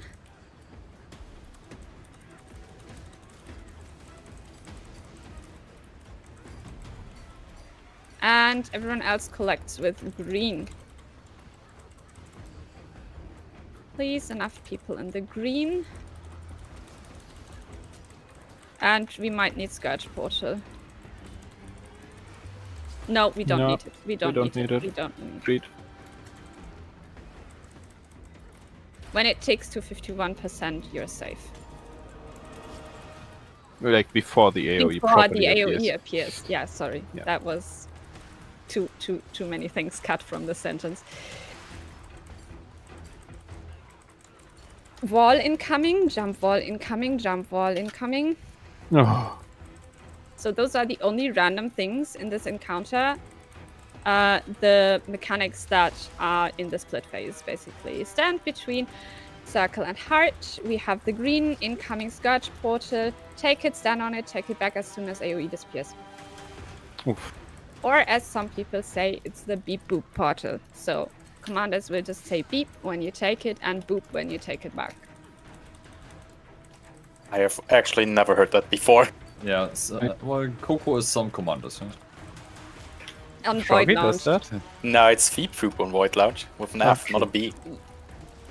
I think Bobby did a beep boop as well sometimes. Okay, everyone takes portal. Melis is first, but everyone takes portal and incoming distortion and all that stuff. And line building. So we go to the front. Distortion, dodge to the right. Distortion and dodge to the right. Dodge to the right. Dodge to the right. And going square. Going square. Placing Melis is going right. Going right. Dodging forward. Dodging forward. Dodging forward. Wall jump incoming. Wall jump incoming. Wall jump incoming. From behind. Nice. Cleaving Malices. Standing in green, going other side, bait next wall, other side, bait next wall. Going right, going right.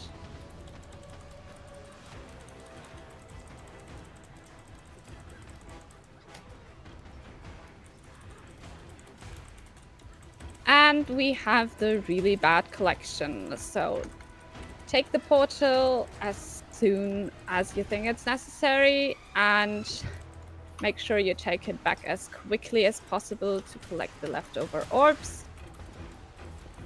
Orient yourself towards north. This is Star. Star is north. Take the Scourge Portal there. It might not be safe. Go back inside, collect the orbs. Collect the orbs. As soon as they're collected, take the next portal. Take the next portal. Take the next portal. Take it, take it, take it, take it, take it. As soon as Malices are spawned, spread. Spread. Spread. Dodging forward. If that is not obvious. Spice puddle, spice puddle. Come go, no. Somebody cut me off. Yeah, that was a weird place puddle. Okay, dodging left, going left into the Scourge portal. Sorry, that was on me. It was a bit far to the right. It's okay. Should be fine. Running around quickly. We need to run around quickly. Next wall incoming, next wall incoming. Get to safe space, get to safe space. And jump wall, jump wall, jump wall. And incoming collection. Look where the orbs are. One behind. 18. Können Nemo-Portal.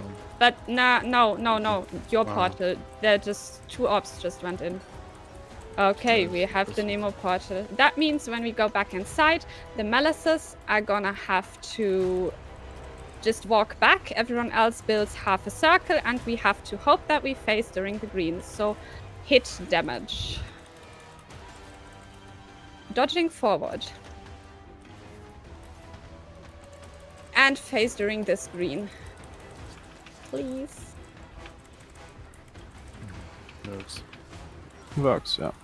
Nice. Okay, 2 crashes, then portal. 1. 2. Scourge portal. Take it. Go to back if you're not sure. Dodging right, dodging right, dodging right. Running around the edge, running around the edge, running around the edge. Going boss, going boss, going boss. Backpedal out of the AoE. Looking good. Go back inside to collect orbs.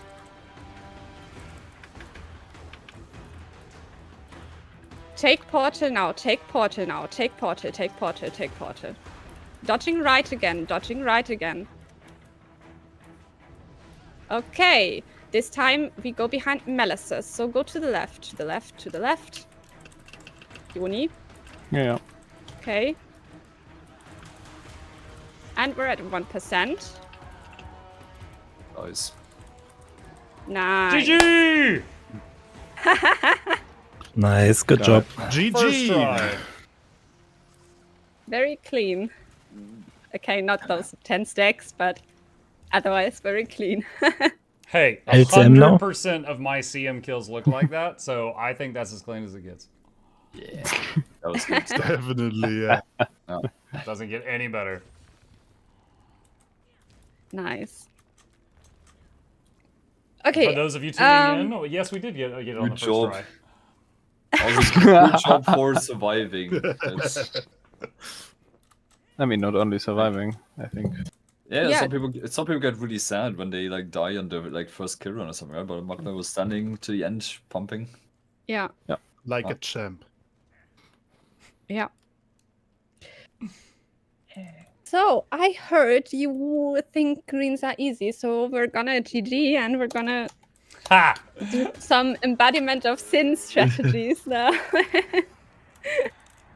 It's gonna be fun. Yeah, Zamu probably has a log. Everyone has to be dead at the same time. Yeah, Oh, for the um, instance to reset.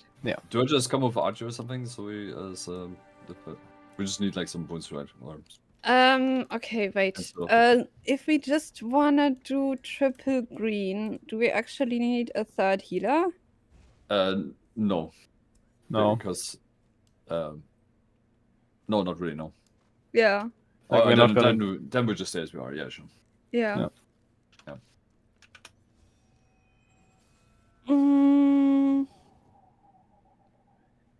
So the difference is gonna be at the second split phase, we're gonna kill Regret again.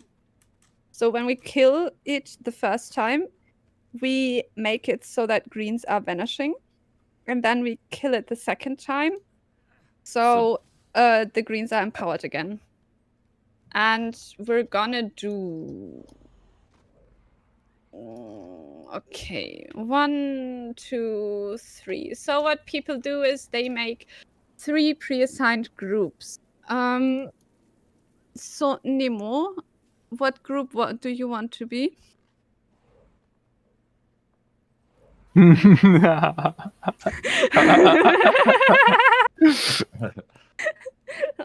can tell already. Everyone is hesitating. Is basically what's happening. Because I think Okay. we should just go in without the groups and just Really? YOLO it and try it. Yeah, Okay, sure. just see what kind of chaos will unfold. Yeah. Okay. Sounds like madness. I need Yeah. to disappear for 1 second, so you can at least. I don't know if there's more to explain, but yeah, give me one Not moment. really. So what people usually do is, at least I will say as much, there are 3 markers in the middle, the arrow, the circle, and the heart. And you will have 1 green on each of those markers. That is what the goal is, so that you can always like see where the greens are at least. And the image that got sent to you earlier by, I think it was Kamko, explains the algorithm essentially that people want to follow. I used up all my brain cells on the kill. I don't have any left. Yeah, I thought we weren't doing that. I thought we were just making the point of the team. So green, like organizing the greens is actually not that difficult, but I feel like it is a phenomenon in squads that people kind of have a squad brain, so they just follow the group, and it is harder for them to make decisions on their own, splitting themselves from the group.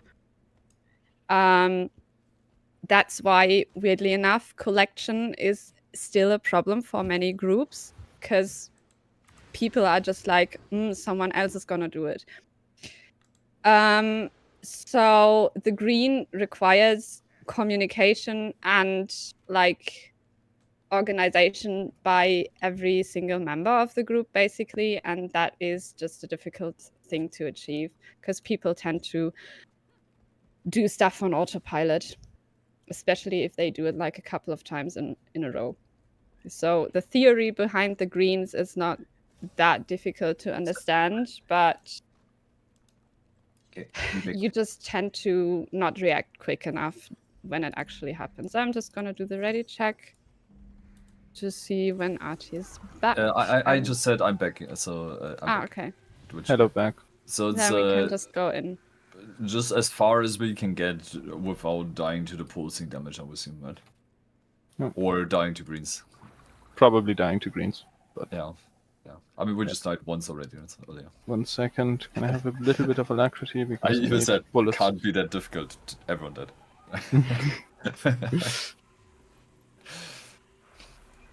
Sorry for the delay. If we make it to double chop phase, it will be fun with the green in this phase. Oh yeah. I mean, that's the first empowered green phase, so. Yeah. Oh, true, yeah.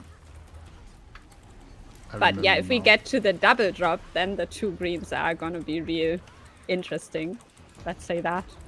Yeah, the second one is like even more spicy. Okay, so people that don't have malice may greed and are not ranged.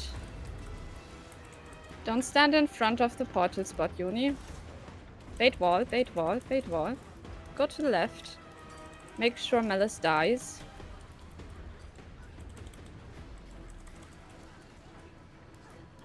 And there is gonna be a Nemo portal for the next malice. Everyone else can already begin threading. Afterwards, there's gonna be collection. Every orb on the same side. That's nice.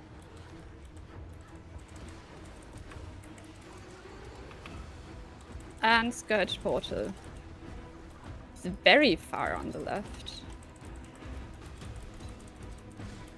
Take a step to the right if you take it back so you're not getting hit by the wall.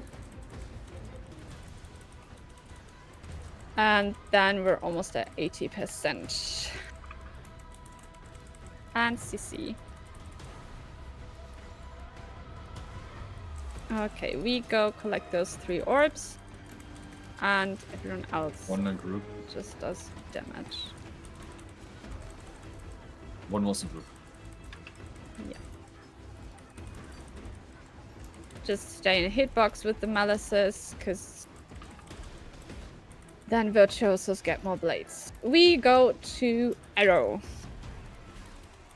We stack the green. Incoming Scourge Portal for some nice pastries. Form a donut or some other form of pastry and dodge back inside. Sidestepping wall right. Sidestepping wall right. Running around. CS portal incoming for Malice.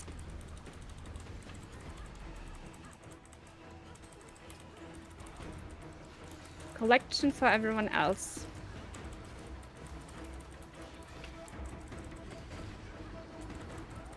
Second collection. And at the end, another portal. Malice takes it. And everyone else takes it.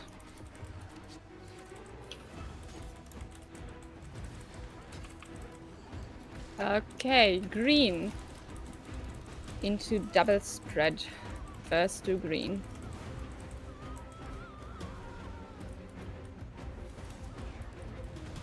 Okay, already look where heart is. We're gonna stack on heart afterwards. Make sure you're spread properly. Heart, sidestepping right, sidestepping right. Running around, running around, running around. Get to safe space. Wall jumping, incoming. Wall jumping, incoming. Okay, running around a bit further. And Malice takes portal. Everyone else collects with green. With green, please.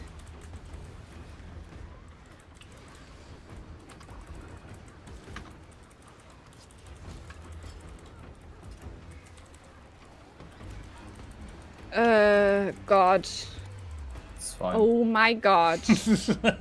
Glad, regret again. Go regret again. We have to go regret again. Oh yeah, we'll just save. Yeah, yeah. Right.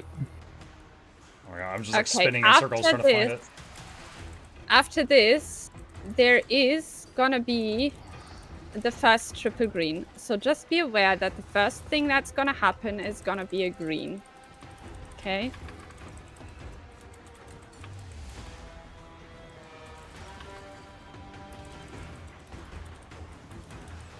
Okay.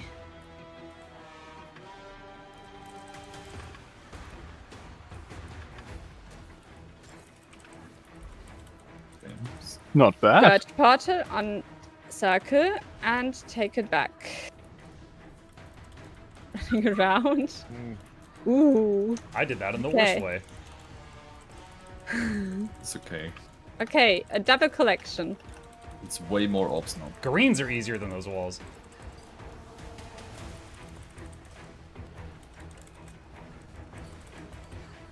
Triple collection even, right?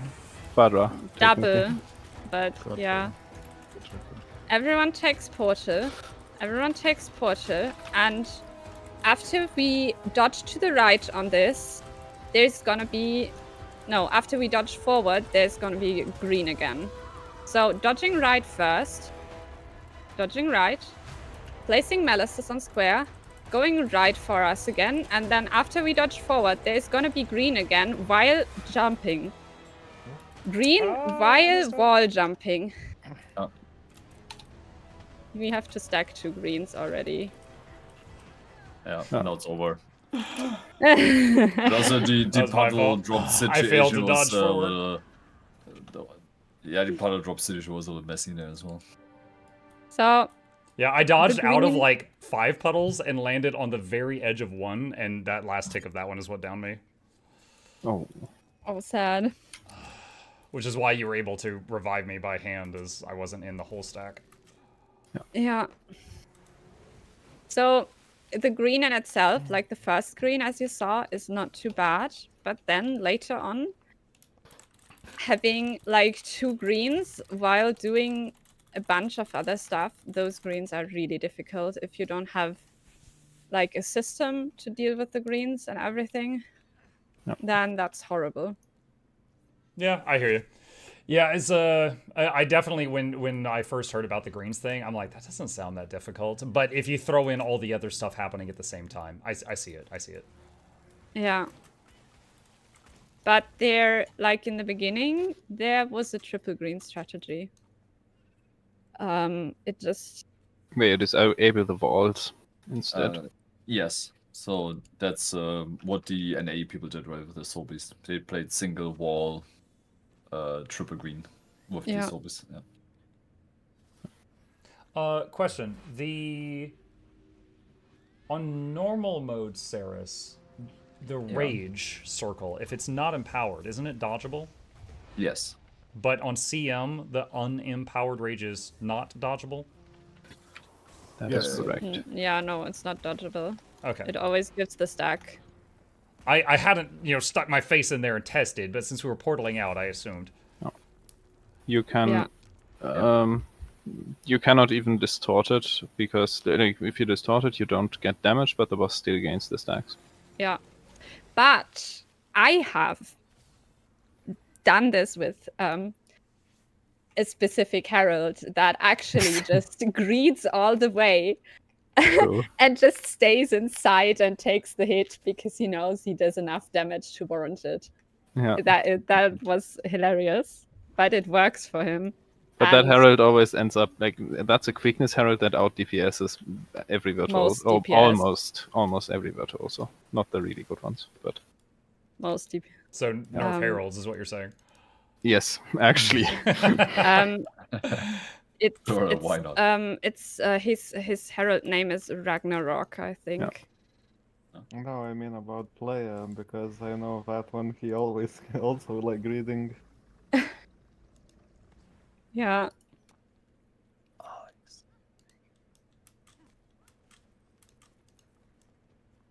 So, if I would maybe explain a little bit, like, if we, in the fast phase, so my mechanic is like a bit, it's mostly the old unit strat, but then in the second phase, we actually do the portals of the new unit strat. And then in the second phase, at the beginning, we also do the flower strat portal. But the new unit strat, which most people do, actually doesn't do the Scourge portal in the beginning, but it does. Instead, it does a Chrono portal in the beginning. I have a question, Coco. Yeah. How come when we're not in the middle of a fight, you just say flower strat? But in the middle of the fight, you say, take the Scourge portal, we're going to open a bakery, and then you're going to make a pastry. It could be any pastry, it could be a donut, it could be a croissant, but we're going to make a like, you inflate the hell out of that sentence instead of, but when we're not in combat, you just say flower strat. But in combat, you got a thesis paper. Mukluk bobble. Just making us all hungry. Because my squad used to not be able to differentiate the portals. So I made up different kinds of, different like specifiers. Yeah, specifiers for the portals, or they each have their own story, and so then my squad kind of remembers quicker which portal it is. Also, somehow Coco and her husband always eats after we got the kill. So when we finish with our weekly kill, they start. Okay, honey, should we order some food or do you cook or victory pastries? Yeah. Yeah. Mostly the portal in the third phase. That one was really hard for you guys to differentiate in the beginning. Like, I was like, oh my god, the next Scourge portal is this super sick, insane Scourge portal that I've talked about 20 times. And then people knew which portal was gonna come. And it just went from there. Like, I've been doing this for more than half a year now. So it's, if it just feels normal by now. It's carved into our brains now. Yeah. Yo, if it works, it works. It just like, I had to learn. I had to learn that, like, open a bakery and make a pastry and flower strat were the same thing. You know, there was a little bit of I wasn't like learning German, but I was definitely learning another language for a little bit for this. Yeah, I mean, behind each of those things that I say is probably a week-long story. Why I say Behind that. each thing is another dead group.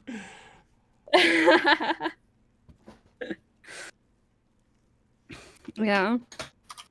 Right, Samu. It's flour strat, as in pastry flour.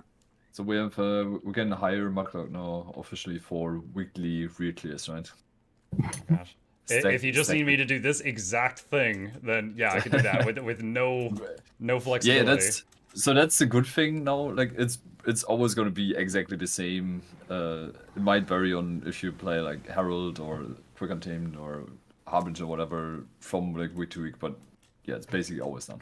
It was definitely an interesting experience because, like, I mentioned that I was trying to do better. So, like, I started the stream 3 hours before the raid time, and I had the Snow Crows thing pulled up, and I was trying to get good on the target dummy, and I managed to increase my DPS by a couple thousand. But then we got in here, and it's just like there's so much moving around and run in and run out and stuff like that when you're full melee, then it's just like, okay, well, that whole chunk of the rotation I missed, where do I skip to? And I was having to kind of figure that out on the fly.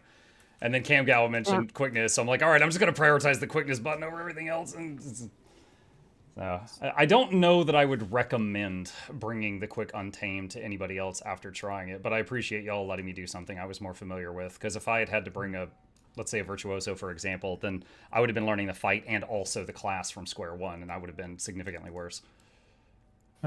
To be honest, you're actually not doing bad. Like, most of the people I took with me into this encounter, they started out probably worse than you. I myself, for me, it took weeks to get better. Like, I am really, really bad at doing damage, but once I can do it, it's good, but it takes some time. And like, once you know the mechanics and once you know the order of this fight, then the actual fine-tuning starts, where you're like, okay, I'm gonna start thinking about where I want to be in my rotation when what happens. So yeah, that only starts after you kind of learn the fight. And then you start Russian wife, that, German group mates.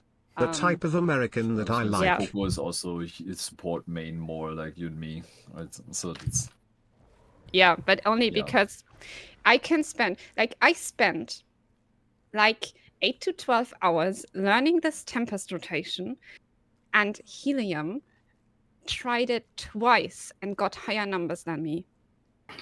I can't even.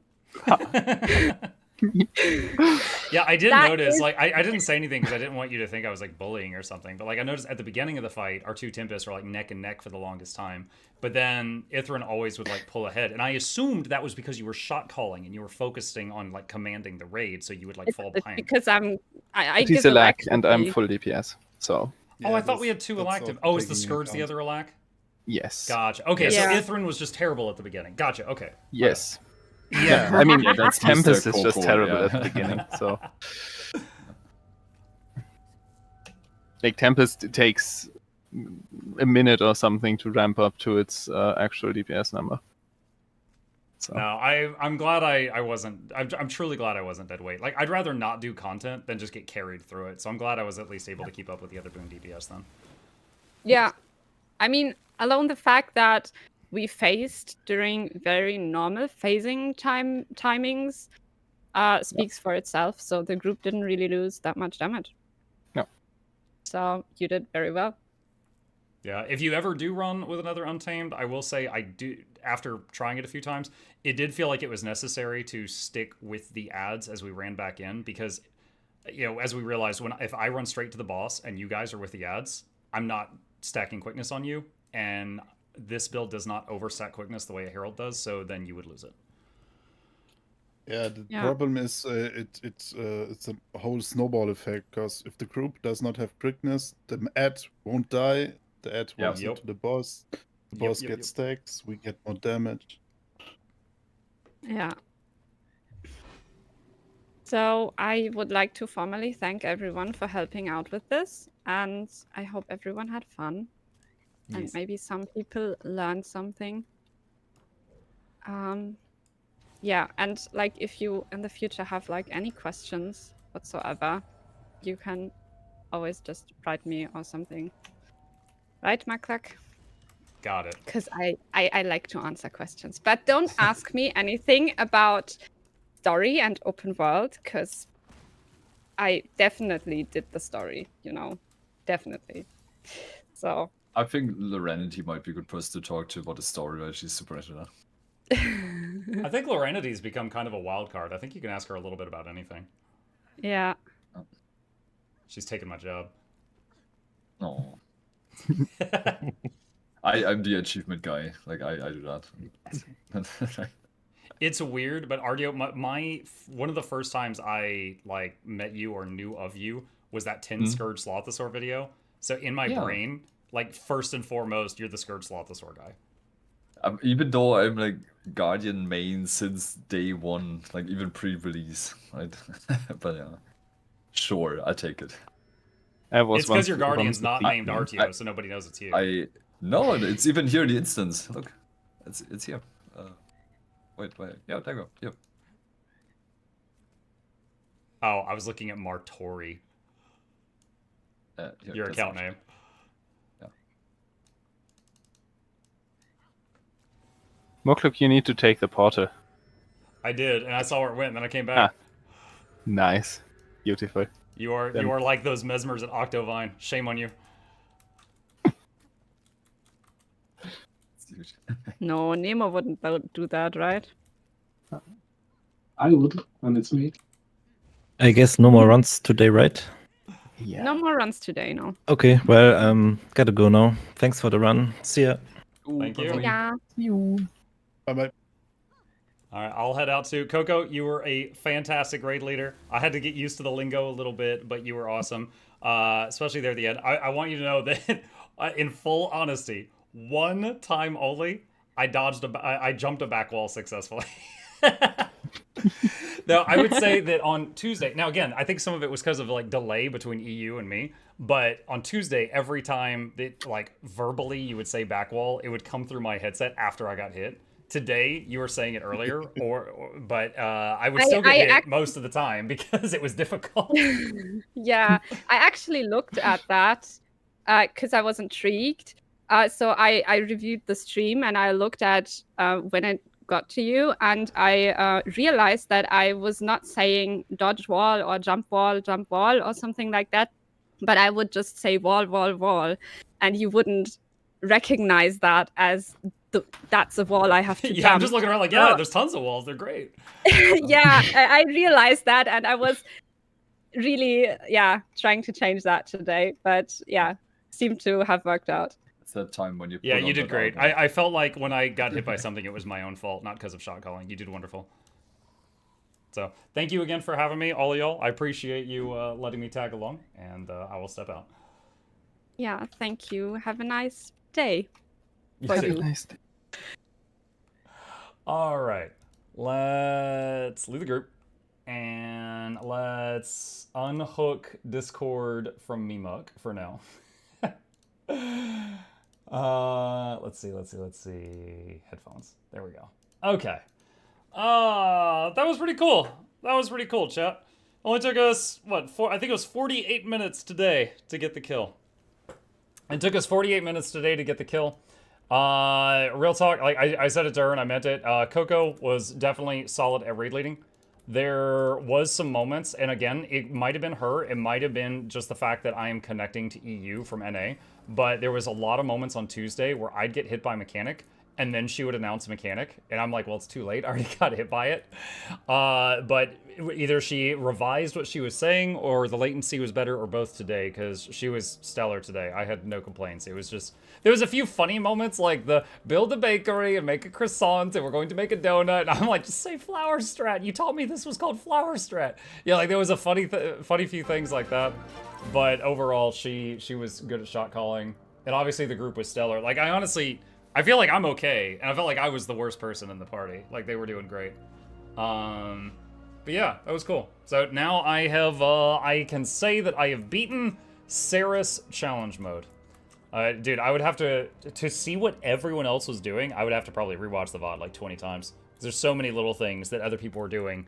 Like, for example, I don't know how many people were involved in making the portals. I know that people were making portals. There was some Scourge, there was some Mesmer. I don't know if, like, all the Mesmer portals were made by just the Chrono, or if the Verts were pitching in, or what. I'm not sure how many people were involved in the portal rotations. Also, the fact that they knew where to do the portal, like, every time, you know, like, the portal at 90% has to go there, the portal at 85% has to go there, the portal at 72% has to go here. Like, they had to memorize all of that, which would be... That would be a whole video in and of itself, if anyone dared do that. That would be a lot. All the Mesmer portals were the Chrono, I believe, and then the Scourge ones. Okay, so there was effectively 2 people handling portals, essentially. Learning portals is bonkers, yeah. Like, watching them set up the portals reminded me of when I learned to tank Zera. And it's not the same, but it just reminds me of it. Because Zera, for those who don't know, she has a round platform. And occasionally it's like, okay, you're dead if you're on the left half. Or you're dead if you're on the bottom half. Or you're dead if you're on the right half. So you have to know, like, what's about to happen and be like, move here, move here, move here, move here, move here, move here, move here. And just do, like, really slight movements constantly, or else the raid just gets smacked by that huge wall that comes through. And it seems easy if you just do the Zera fight and you're not the tank who's controlling the movements and you're just following. But if you're the tank and you have to learn all that, it's a lot of additional info. Like, the tank on Zera has to memorize 10 times as much information as anybody else on the encounter does.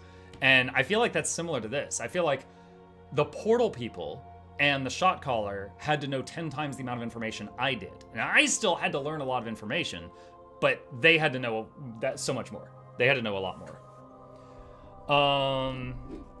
I learned all portals in a 90-minute session one, but you need to know how to CS well. That's another thing. Every time you guys said CS, my brain went counterspell. I don't know what you're talking about right now. Even to this moment, I've killed the boss. I don't know what the hell you mean when you yell CS. I still don't know what you're talking about with that. Continuum split. Oh, you're using continuum split to reset your cooldowns. Got it. Okay. Okay, alright, I get it.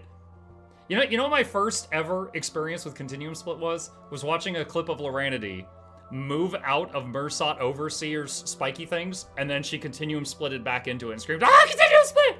That was the day I learned what that move did. That's how Chrono could do all the portals. Yeah, I get that now. Did Mukluk slay the... I'm not reading that. Yes, it's dead, Ape. Yeah, so we did kill it. It took us 2 hours on Tuesday and 48 minutes today. And then they showed me the additional strat, which was the greens, which we then nailed it. CM or LCM? Baby CM. We did the middle one, not the legendary one. That was my first time doing Cerus challenge mode. But I went in there as... I don't know if I could... If legendary challenge mode, if the damage requirement is like as steep as you guys make it sound, I don't know if Quick Untamed would work in there, at least in my hands. Because, like, in the fight, like, in the actual encounter, like, over the course of the entire fight, I was able to do, it was, like, around 20k. Hold on a sec. They sent me the log for the kill, actually. Hold on. Let's embarrass myself here. 14k. Wait, what? 14k? That is not what the thing said at the end. Damage stats. That's for the full fight? Based on 20k, 15, 17, 21. Yeah, dude, I kicked all their butts here. Phase 2, that's me. That's me. Split 2 is all for me. Phase 3, I was at the bottom. It's trash. 50, 10% at the bottom. Enrage smash. Yeah, damn. I wish I'd done better there. There was just so much going on. I murdered my rotation so many times. Like, absolutely wrecked it. Like, I beat on the Golem for an hour before we went into the raid, and I thought I had a handle on it, but when all that other crap was going on, I made so many mistakes. Let's see. Buffs. Quickness was 82%. I would guess most of the times quickness fell off was when we were, like, running out and running back, because I'm not generating quickness when we, like, run out to drop a puddle and run back. Most people had it over 90. How is there people in my group that had a higher quickness uptime than I did? Is there someone doing like boon extension, like Tempest Warhorn? We had Tempest. Maybe there was a Tempest Warhorn thing going on. You got corrupted? Oh, that too. Yes, I did get hit by a back wall and I lost my boons. That's probably part of it. You're absolutely right. So I would generate boons for other people, and then my own mistake would make me lose my boons, then I would generate them again. So I would have lower boon uptime on myself. And Tempest Warhorn might have helped us also. Okay, okay. Well, 90% on my group versus let's about 96 on the other, so that's pretty solid. Mechanics. Yo, the Scourge. This is absorbing the orbs. Now, see, the absorb. Okay, so my damage was mostly melee. So whenever an orb would be coming, I would try to move and get between the orb and the boss. But often the Mesmers would steal it. They would get between the orb and me because they were ranged. And I wasn't going to stop doing damage to back away to try to steal the orb from them. But this is Scourge. 21 orbs soaked. I was a part of 3. It's crazy. So I guess that green line is my damage.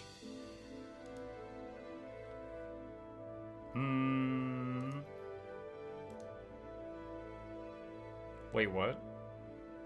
What? Oh, it's in like German or something. Ah, yes, the Uner bit liker Werbel, my favorite skill. Yes, along with Hengabe der Verrooster, Anstrom des Wolfies, and then Wolf's Onslaught. They just gave up on that one. Lindwormheim, Wilder Stang and Fit Fessele Fit. Hammerschlag. Oh, that one sounds fun. I want to go Hammerschlag something. That one sounds way better. Dude, this isn't even letters. Wilde Stab Wheelie and Fesselt. I didn't realize they sent me a German freaking replay. German's a beautiful language. Oh, yes. It's the only language where you can order scrambled eggs and sound like you're summoning Cthulhu. It's a wonderful language. Oh, let's see. Healing stats. Combat replay. How do I hit play? Play.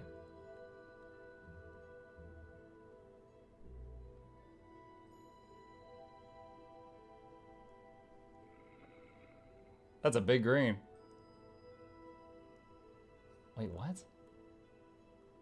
Dude, that's not... Cerus isn't that far away. Looks so weird. Yeah.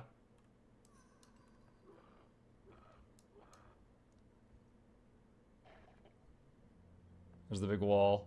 Yeah, so this is one of the moments I was supposed to step left. I accidentally went right, so I had to circle all the way around.